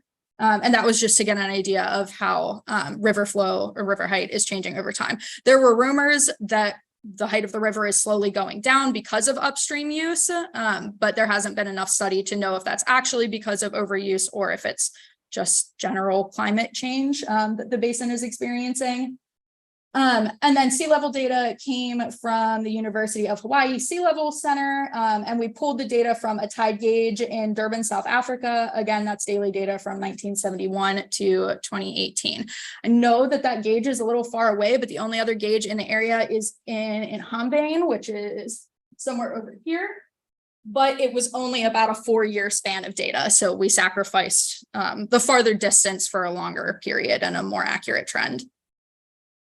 All right, so that's how I collected my on-the-ground measurements. How I collected my remote sensing measurements was using the Copernicus Sentinel-1 mission. This is a constellation of 2 polar orbiting synthetic aperture radar satellites, which is a mouthful. This is a form of active remote sensing. Like I said, I'll kind of demonstrate both of them. And this type of data is collected as single look complex images. And all that means is that the data contains both a contribution of phase and amplitude of the signal. This gets a little complicated. So phase is a fraction of a fully sinusoidal wave cycle and is essentially indicative of the distance traveled between the sensor down to the target and then back to the sensor. And then the amplitude actually tells you more about the surface properties. So what does the surface roughness look like? And you can also tell the dielectric properties of the target that you're measuring. This is an ESA mission. Like I said, it's 2 satellites, one launched in 2014, one launched in 2016. Each of them has a 12-day repeat cycle, but the great thing about constellations is that if you pull data from both of them, and they're usually opposite synchronous of each other, so it turns into a 6-day repeat cycle, which is better. And then this is a C-band synthetic aperture radar. There's a couple different bands that you can use, but this one has a 5.6 centimeter wavelength. Okay, so interferometric synthetic aperture radar is the remote sensing technique that I use, and it's commonly used to measure land deformation. And it does that by measuring changes in phase between pairs of images. So we're going to start with this one. So let's assume that as your satellite is orbiting, it takes a single look complex image of your target. Because that contains the phase, you have some sort of complex information, let's say that's this one, that nobody really has any idea what that means. It's really completely useless data by itself. But 12 days or 6 days later, that satellite reorbits and it takes a second image from here. It takes a second image of that area. And again, you will get a phase signal, which by itself doesn't really mean anything. But whenever you actually interfere those images with each other, you look at the phase shift, which corresponds to the amount of displacement that happened in between the images, you actually start to see a pattern appear. And this fringed image right here is called an interferogram. And essentially it is a spatial map of phase shift in each one of these pixel locations. That phase contribution, it would be too simple if it only contained the displacement contribution, but it doesn't. It contains a whole bunch of things. So this is what we're after, but these are all of the other contributions that can contribute to that change in phase, and they're corrections that we have to make. The biggest one is that we use a digital elevation model to subtract away the phase component from topography. Before this was really used to look at displacement, INSAR was great for making digital elevation models. That was its primary use. Essentially, you just leave the displacement in there, and that's what it was used for.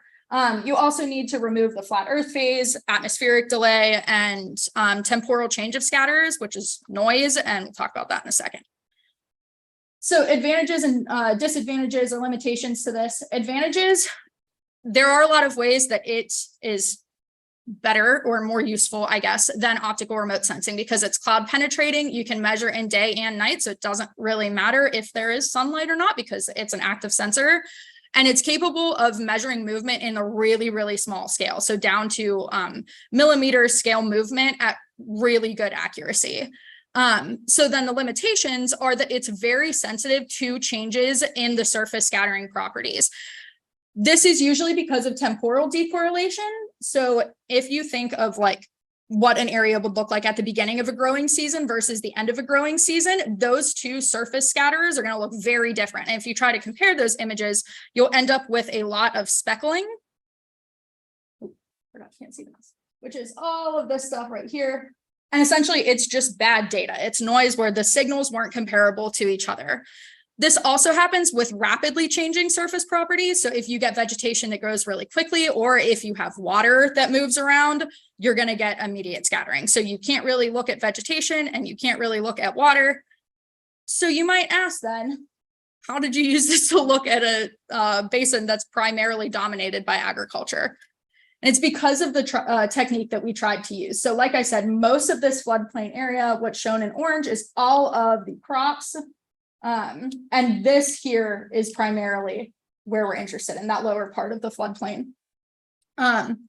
So you can use a small baseline subset technique, which is a time series technique for INSAR that rather than looking at one image that was taken, I don't know, on March 1st and another one that's taken on August 1st, because you're going to have a lot of temporal decorrelation. A small baseline subset uses a series of interferograms that measures really small amounts of deformation over time. And then you can sort of get a cumulative signature of what's happening in those really small intervals. And that really helps in these vegetated areas to reduce some of the noise that's caused. Or at least I tried. So, what this shows is that SBAS network. It's the series of interferograms that I put together. So each one of these yellow circles represents an image, and then each one of the lines represents an interferogram. And coherence is essentially a measure of how consistent the images are, how much noise is there. And you usually set a threshold on this to weed out bad data. So what we see pretty clearly is a seasonal pattern in when this severe decorrelation or coherence loss is happening. And for reference, this is a monsoonal area that has a really dry season in May to October and a very wet season with a lot of cyclone activity in the wet season. So just to double check this was just something I did on GIS, looking at some of the difference between the dry season and the wet season. So this is the bin I considered to be good, usable data, and I just binned it from 0.7 to 1. This is from 0 to 0.7, and that's what I consider to be non-usable. And you can see that in the wet season, you're losing a significant amount of coherence, and therefore that's why we're not able to see during that time. So my fix to this was to not look at the wet season. I split the network up into 5 different series and decided that at least seeing in the dry season was better than not seeing at all. So I took all of the single look complex images from May to October for 2017 to 2021. And then I use the Alaska Satellite Facilities HYPE, which is the hybrid something pipeline. I don't remember. But it's a really awesome tool because interferogram generation is really computationally heavy, and you usually need to use a really high powered computer to do it. But ASF has this program where you can send them the images that you want to use and they'll produce the interferograms for you. So that's what I did. And then I took that stack of interferograms and I put it into the MintPy software, which is a Python program. Like I said, I learned how to code. It was painful, growing pains. But I took all of that data, I put it into MintPy in order to create my time series. I applied a tropospheric delay model to remove any tropospheric noise. And then I also kind of just looked at these networks and pulled out interferograms or individual pixels that weren't useful. So I removed interferograms that had an average coherence over the whole study area that was less than 0.5. And then each one of the remaining interferograms, I removed individual pixels that had coherence less than 0.7. And then I just used a weighted least squares inversion, which MintPy does this, to create a time series of deformation. So here's what some of my results look like. I originally pulled 88 individual SAR images across all 5 of those dry seasons. With that, I created 285 pairs of images or 285 interferograms. And then because of the coherence parameters that I added, 108 of them were removed, which left me 177 pairs to work with. And here are some of the subsidence results, which is super exciting. But a few notes before we get into this. There's some caveats to looking at this. One is the reference pixel. So I know it's probably hard to see, but INSAR measurements are relative in both time and space. So all of these are referenced to the first date in the network, and they're also spatially referenced to that black point that I just showed. And that means that that's a point that we're assuming to have no movement occurring. So all of these measurements are compared to that specific spot. It should also be noted that all of these are in the line of sight direction. So it's not actually measuring vertical and horizontal components. It's measuring how much the land is moving towards or away the satellite from the angle that the satellite captured the data in. And then also to note the unit of deformation. All of these measurements are in centimeters per year, but it should be noted that we didn't take yearly measurements. We took measurements over 5 months. So these are extrapolated values that don't include the wet season data, and that leaves some uncertainty. Outside of that, we have some really awesome results to look at. Everything that is white in the image on the right is what's uplifting. So you see a lot of uplift near the mouth of the river, which is good. And we think positive because that means that there is sediment that is successfully making it down to the bottom of the river.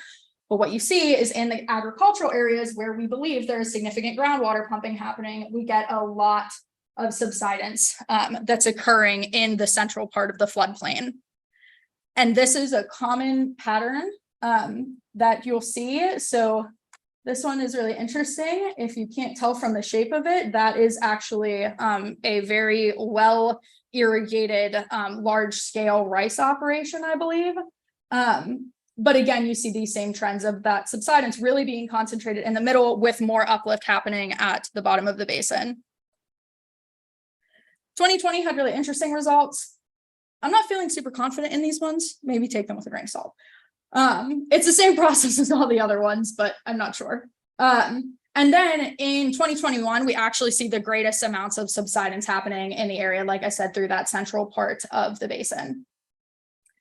So that was all the subsidence data. I'll come back to it in the conclusion real quick, but this is what the river height data looked like. So both of these sites were experiencing a general loss in river height over time. However, only one of the regressions was actually statistically significant, which is this one, and that corresponds to the Shai gauge here. This is likely so scattered because the Macarante Weir is right above it, so there is some amount of control on the flow dynamics there. So for the sake of our understanding, we're kind of going to assume that this is a more usable perspective, I guess. And then here's what's happening with sea level. Again, this is also statistically significant with a local rate of sea level rise, again, at Durban. So there is some amount of error there, and it's about 0.11 centimeters per year.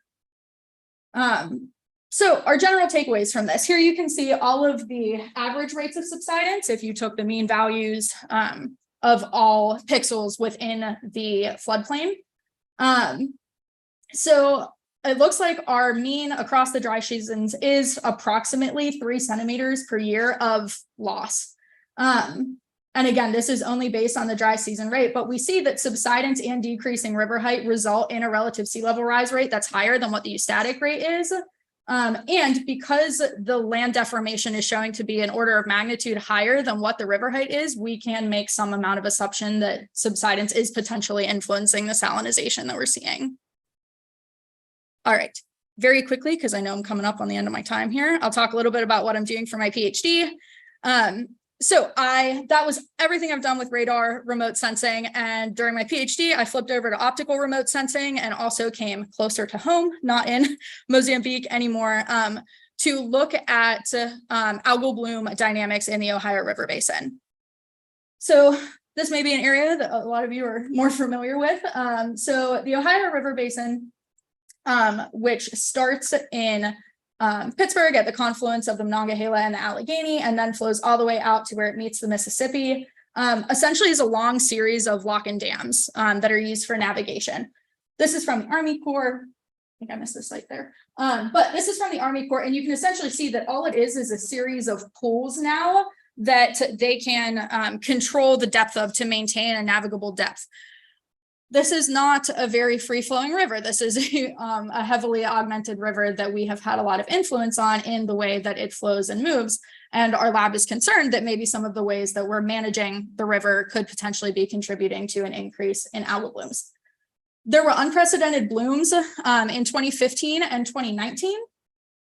So the first one that happened in 2015 was massive. It was 650 miles long, and it had really high microcystin concentrations, which are the toxins that we get concerned about with harmful algal blooms. Yeah, there were multiple advisories that were put into place, as you can see by the red areas, to advise people not to recreate or be near the water. And then this happened again in 2019, and this one was smaller. Sorry, this actually needs change. I forgot to change that. Pretend that says 10,000. So the 2019 bloom event, again, very similar area, slightly shorter, but actually a higher microcystin concentration than the one that happened in 2015. And just for visual purposes, this is what the 2015 bloom event looked like, and it was 600 miles of this with very few breaks in between. For reference, a lot of the research that we have done on algal blooms is done in lakes and reservoirs, and we have a really good understanding of how they form. But in rivers, they're pretty not uncommon, but ones to this magnitude are pretty uncommon. And we don't have as much understanding as to why they're occurring and what the drivers are, which is what my dissertation is about. So the Ohio River is the only inland US river that has experienced blooms to this size. And it's concerning because these toxins can then contaminate your drinking water and can have harmful effects on biological communities. And a lot of times we don't do anything about blooms, or we don't pay attention to the fact that they're there until somebody reports them or they hit a water intake. So in order to inform water management decisions and help residents, we're using remote sensing to come up with a cost-effective strategy to identify the timing, the extent, the duration, and historical occurrences of these bloom events. So my goal right now for the first part of my dissertation is to create a database of chlorophyll A concentrations and algal bloom events within the Ohio River Basin using historical optical remote sensing imagery. This is just a really interesting tool. This was created by Orsenko. Right now, the only thing we're finding that seems to be driving these blooms is actually the discharge. So the statistical relationship that we're seeing is when you have really high spring flows, later in the season, then followed by unnaturally low flows. That's what happened in 2015 and 2019. They've created this risk characterization tool where you can look through previous year's data and look at what was happening to the discharge, because we believe that's the primary driver. So this is a little bit of my methodology. Took the full record from Landsat 5, 7, and 8, which is a little over 30 years of data. We used the National Hydrography data set to split the river areas that we're interested in looking at. Side note, Landsat has a spatial resolution of 30 meters, so we can't detect any rivers that, or tributaries, I guess I should say, that are below like a 30-meter spatial resolution. We use the NHD data set to take the reaches and put them into polygons. Then within those polygons, we use the DSWE algorithm to identify what's considered high quality pixels or high quality water, ones that we're pretty sure are water based on the remote sensing reflectance. Then we end up with a matchup database. So we have a bunch of reflectance data that we then take the median value for each of those polygons. And then in those same areas, we can see where we have in situ chlorophyll A concentrations, and we can use that then to build a model.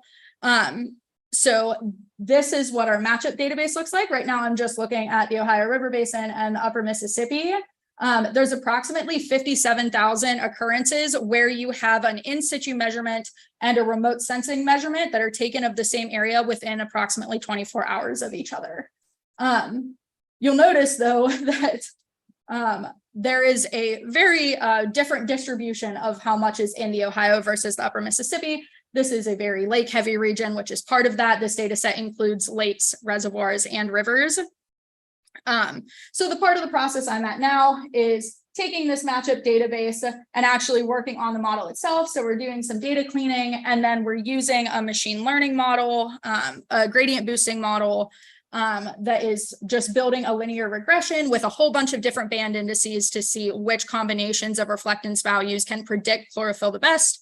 And then once we have that done, we'll apply it to the full Landsat record, and we'll get a spatial and temporal understanding of when these bloom concentrations are high. So what we found so far, this is just very like preliminary results. This is just counts of the observation, like the matchup observations that we have every year. And a lot of this is based on the capabilities of like Landsat 5 versus 7 and 8. These are the monthly, the total count of monthly measurements. And as you can see, blooms are really common in like the spring and summer. And that's when we end up with a lot more of these response teams going out and actually taking these measurements. This is what the distribution of the data looks like. So these are all the in situ measurements. With our chlorophyll A concentrations, our measured chlorophyll A concentrations on the x-axis, and then our frequency counts on the y-axis. And what you can see is that it's very skewed, and most of our chlorophyll A data occurs between 0 and 10 milligrams per liter. And that is affecting our model, and something that I'm currently working on, because when we run our model, and our R-squared value is decent, but we're having some issues where in the high values, because our training data is not well representative of what those high values look like, it's not predicting well in the higher values, and we're working on how we could possibly fix that. Okay. That was a lot to get through. Thank you guys so much for your attention. I had to put IUP at the top of the list because the faculty here has been my support, my inspiration. I still talk to a lot of you like decently frequently. And I thank you for everything that you've done and for pushing me forward.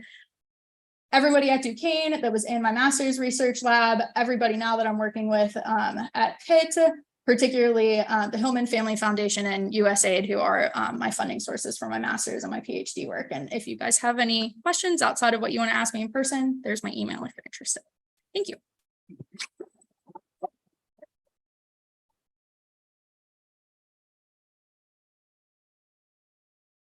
Oh, whoops. Katie. First of all, fabulous job. It's always wonderful having the alumni come back because, you know, this makes us proud.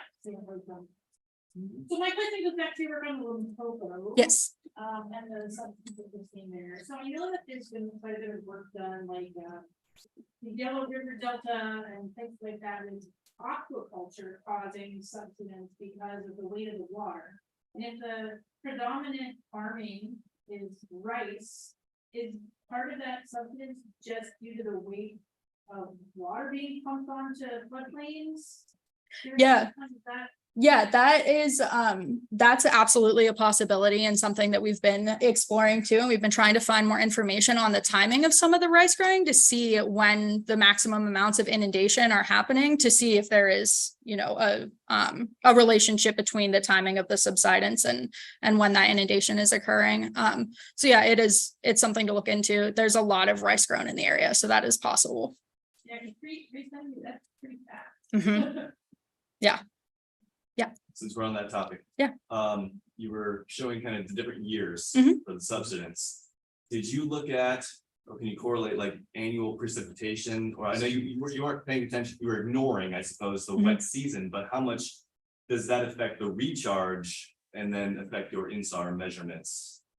If you could speak to that, I would appreciate it. Yeah, so I did try looking at some of the precipitation data.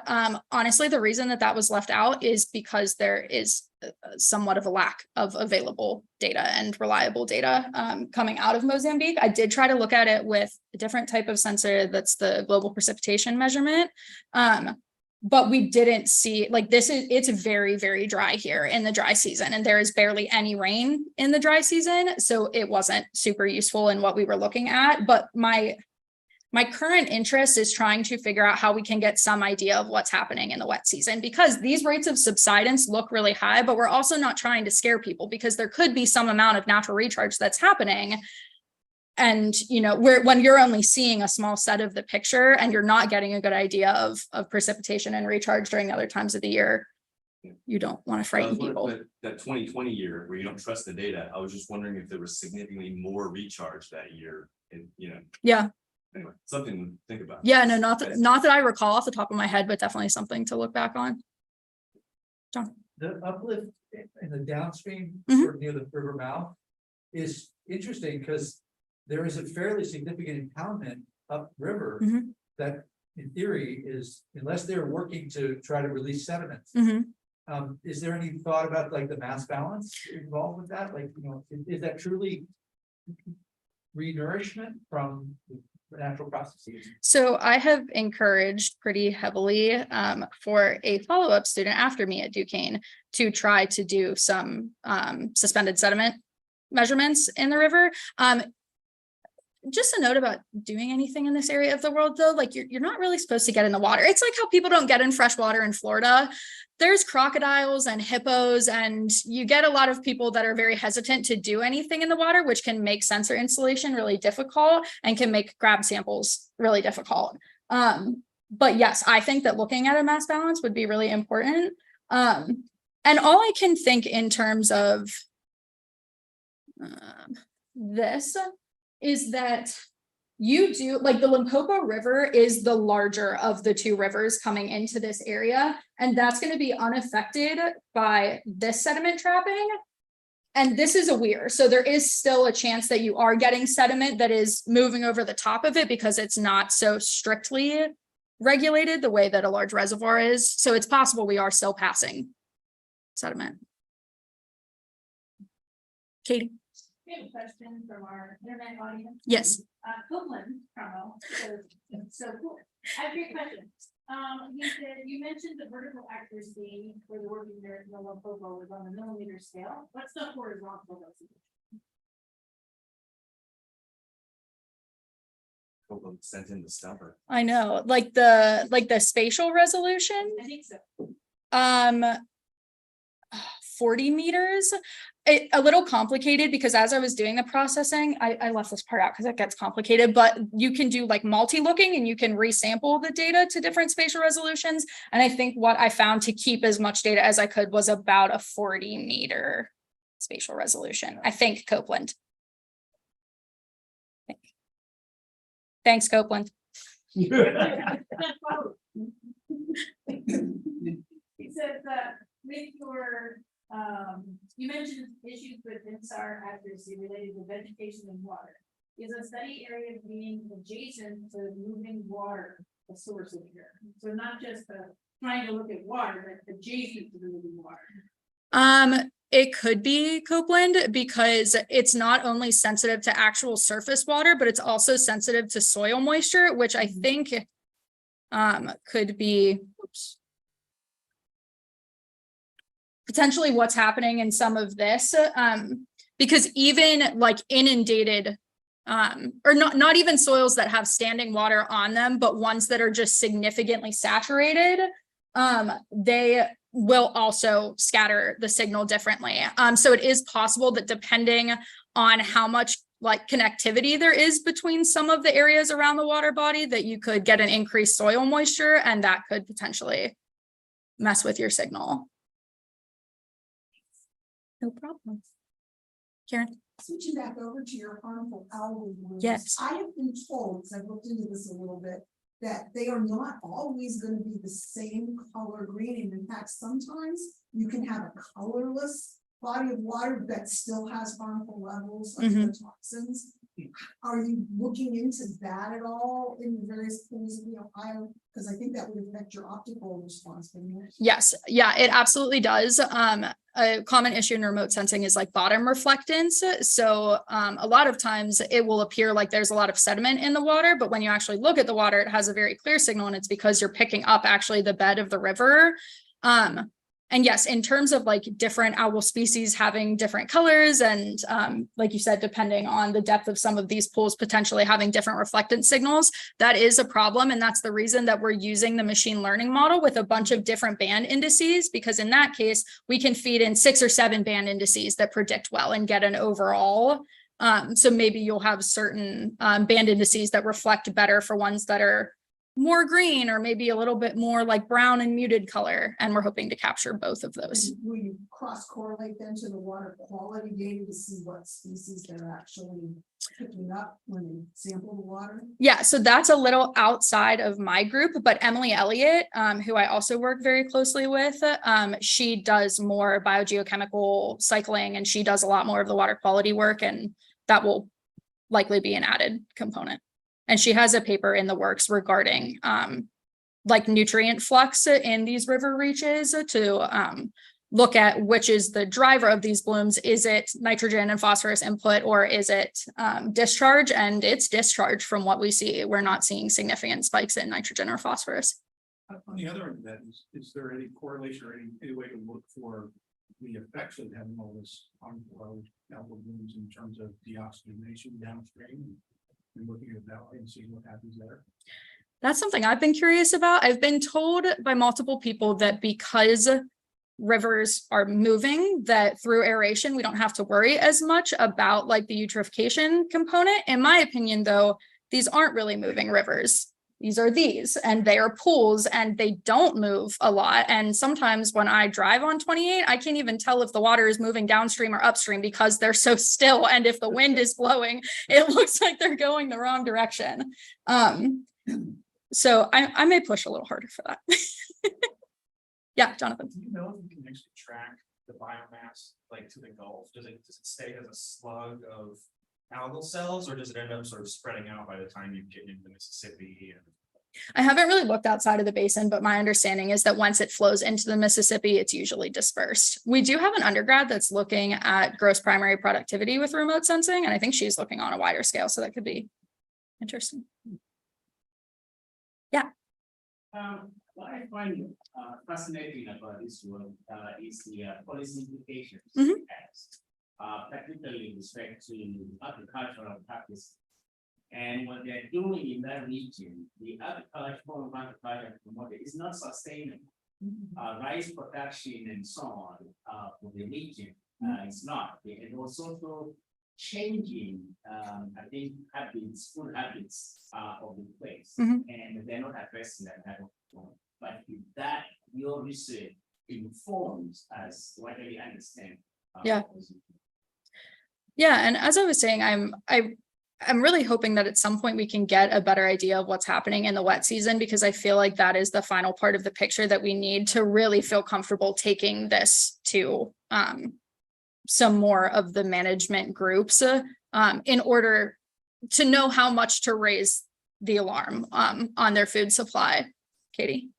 So how could you get at that wet season? Did you have to not use something like a satellite and instead go much more local with flights of some sort, measurements? Yeah, that's possibly one way to do it. So there's a different type of this analysis that rather than the short baseline subset, it's called a persistent scatterers. And a lot of times in remote regions, people will add corner reflectors, which are these big structures that are specifically meant to like reflect a good pixel. My original suggestion was we should put a series of those within the floodplain. That way we at least get a few pixels that we know are good. My other thought, and what we tried to do actually, because in this photo, this was actually when I went to South Africa with my lab group all the way back towards the beginning. Oh, maybe not, maybe too far. This is when we were actually in South Africa. I did get to cross over with the Mozambique Army's permission for a few minutes into Mozambique to say that I was there, but I didn't actually get a chance to go to my study site. We crossed through in Kruger National Park and the Army was like, you have 5 minutes. I was like, I just need to be there. There are also lions around, so I feel like they were like, you literally have 5 minutes and then you're coming back. But I think that another option, and what my advisor actually tried to do, was we installed a series of like temperature and conductivity sensors. We had 3 of them in the bottom part of the river so that we could at least get an idea of how the freshwater saltwater boundary is moving. And if that is more seasonal, then that may give us some inclination of what's happening. I also tried using GRACE data. Originally, that was my thought, which is a whole other, it's the satellite we have that gives some amount of information on changes to groundwater storage. But the resolution on that is way, way, way too large to be able to look at a small area like this. So I'm a little stumped at the moment. Just to share something, by the way, I was born just about 150 miles north of the Limpopo. Really? That's awesome. It's a beautiful area. I loved it. Nick? I was born a few thousand miles away. What was my question? Oh, I was wondering, but you mentioned that rice is grown within that basin.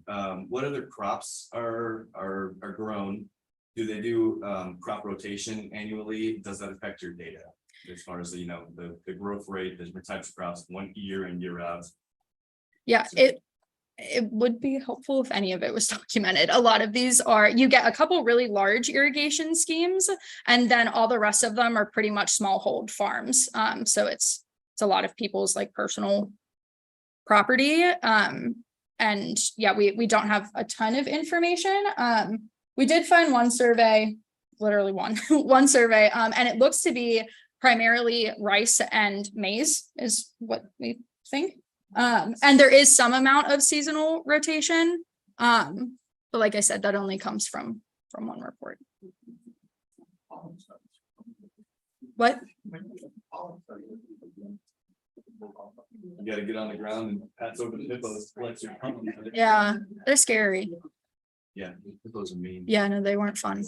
When we were at the dam sampling, they were like coming up in front of the dam and sticking their heads out. It was a little intimidating. I think we've we've drilled her enough with questions. Yeah, well, and I can detect Done a that. great job. Yeah, there's low blood glucose in Yep. the room. Time to think about lunch. I want to thank.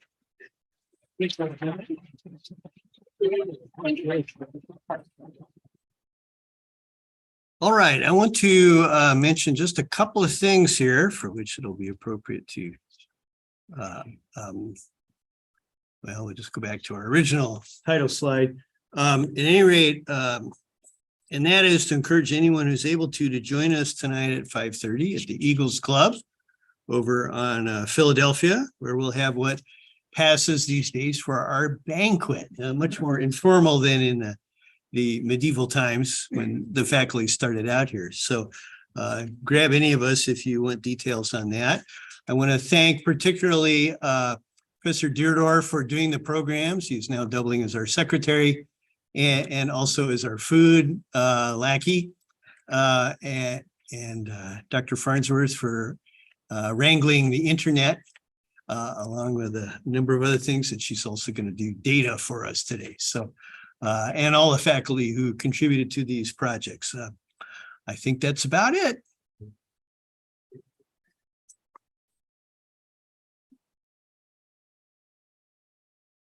Faculty, please if you can join up with us over in, what is it, 163 Yellow Conference Room at 1 o'clock. We're gonna meet to discuss everything, all the, words. And then before you leave this room, if you can give me your rubric, that would be great, so I can data crunch report.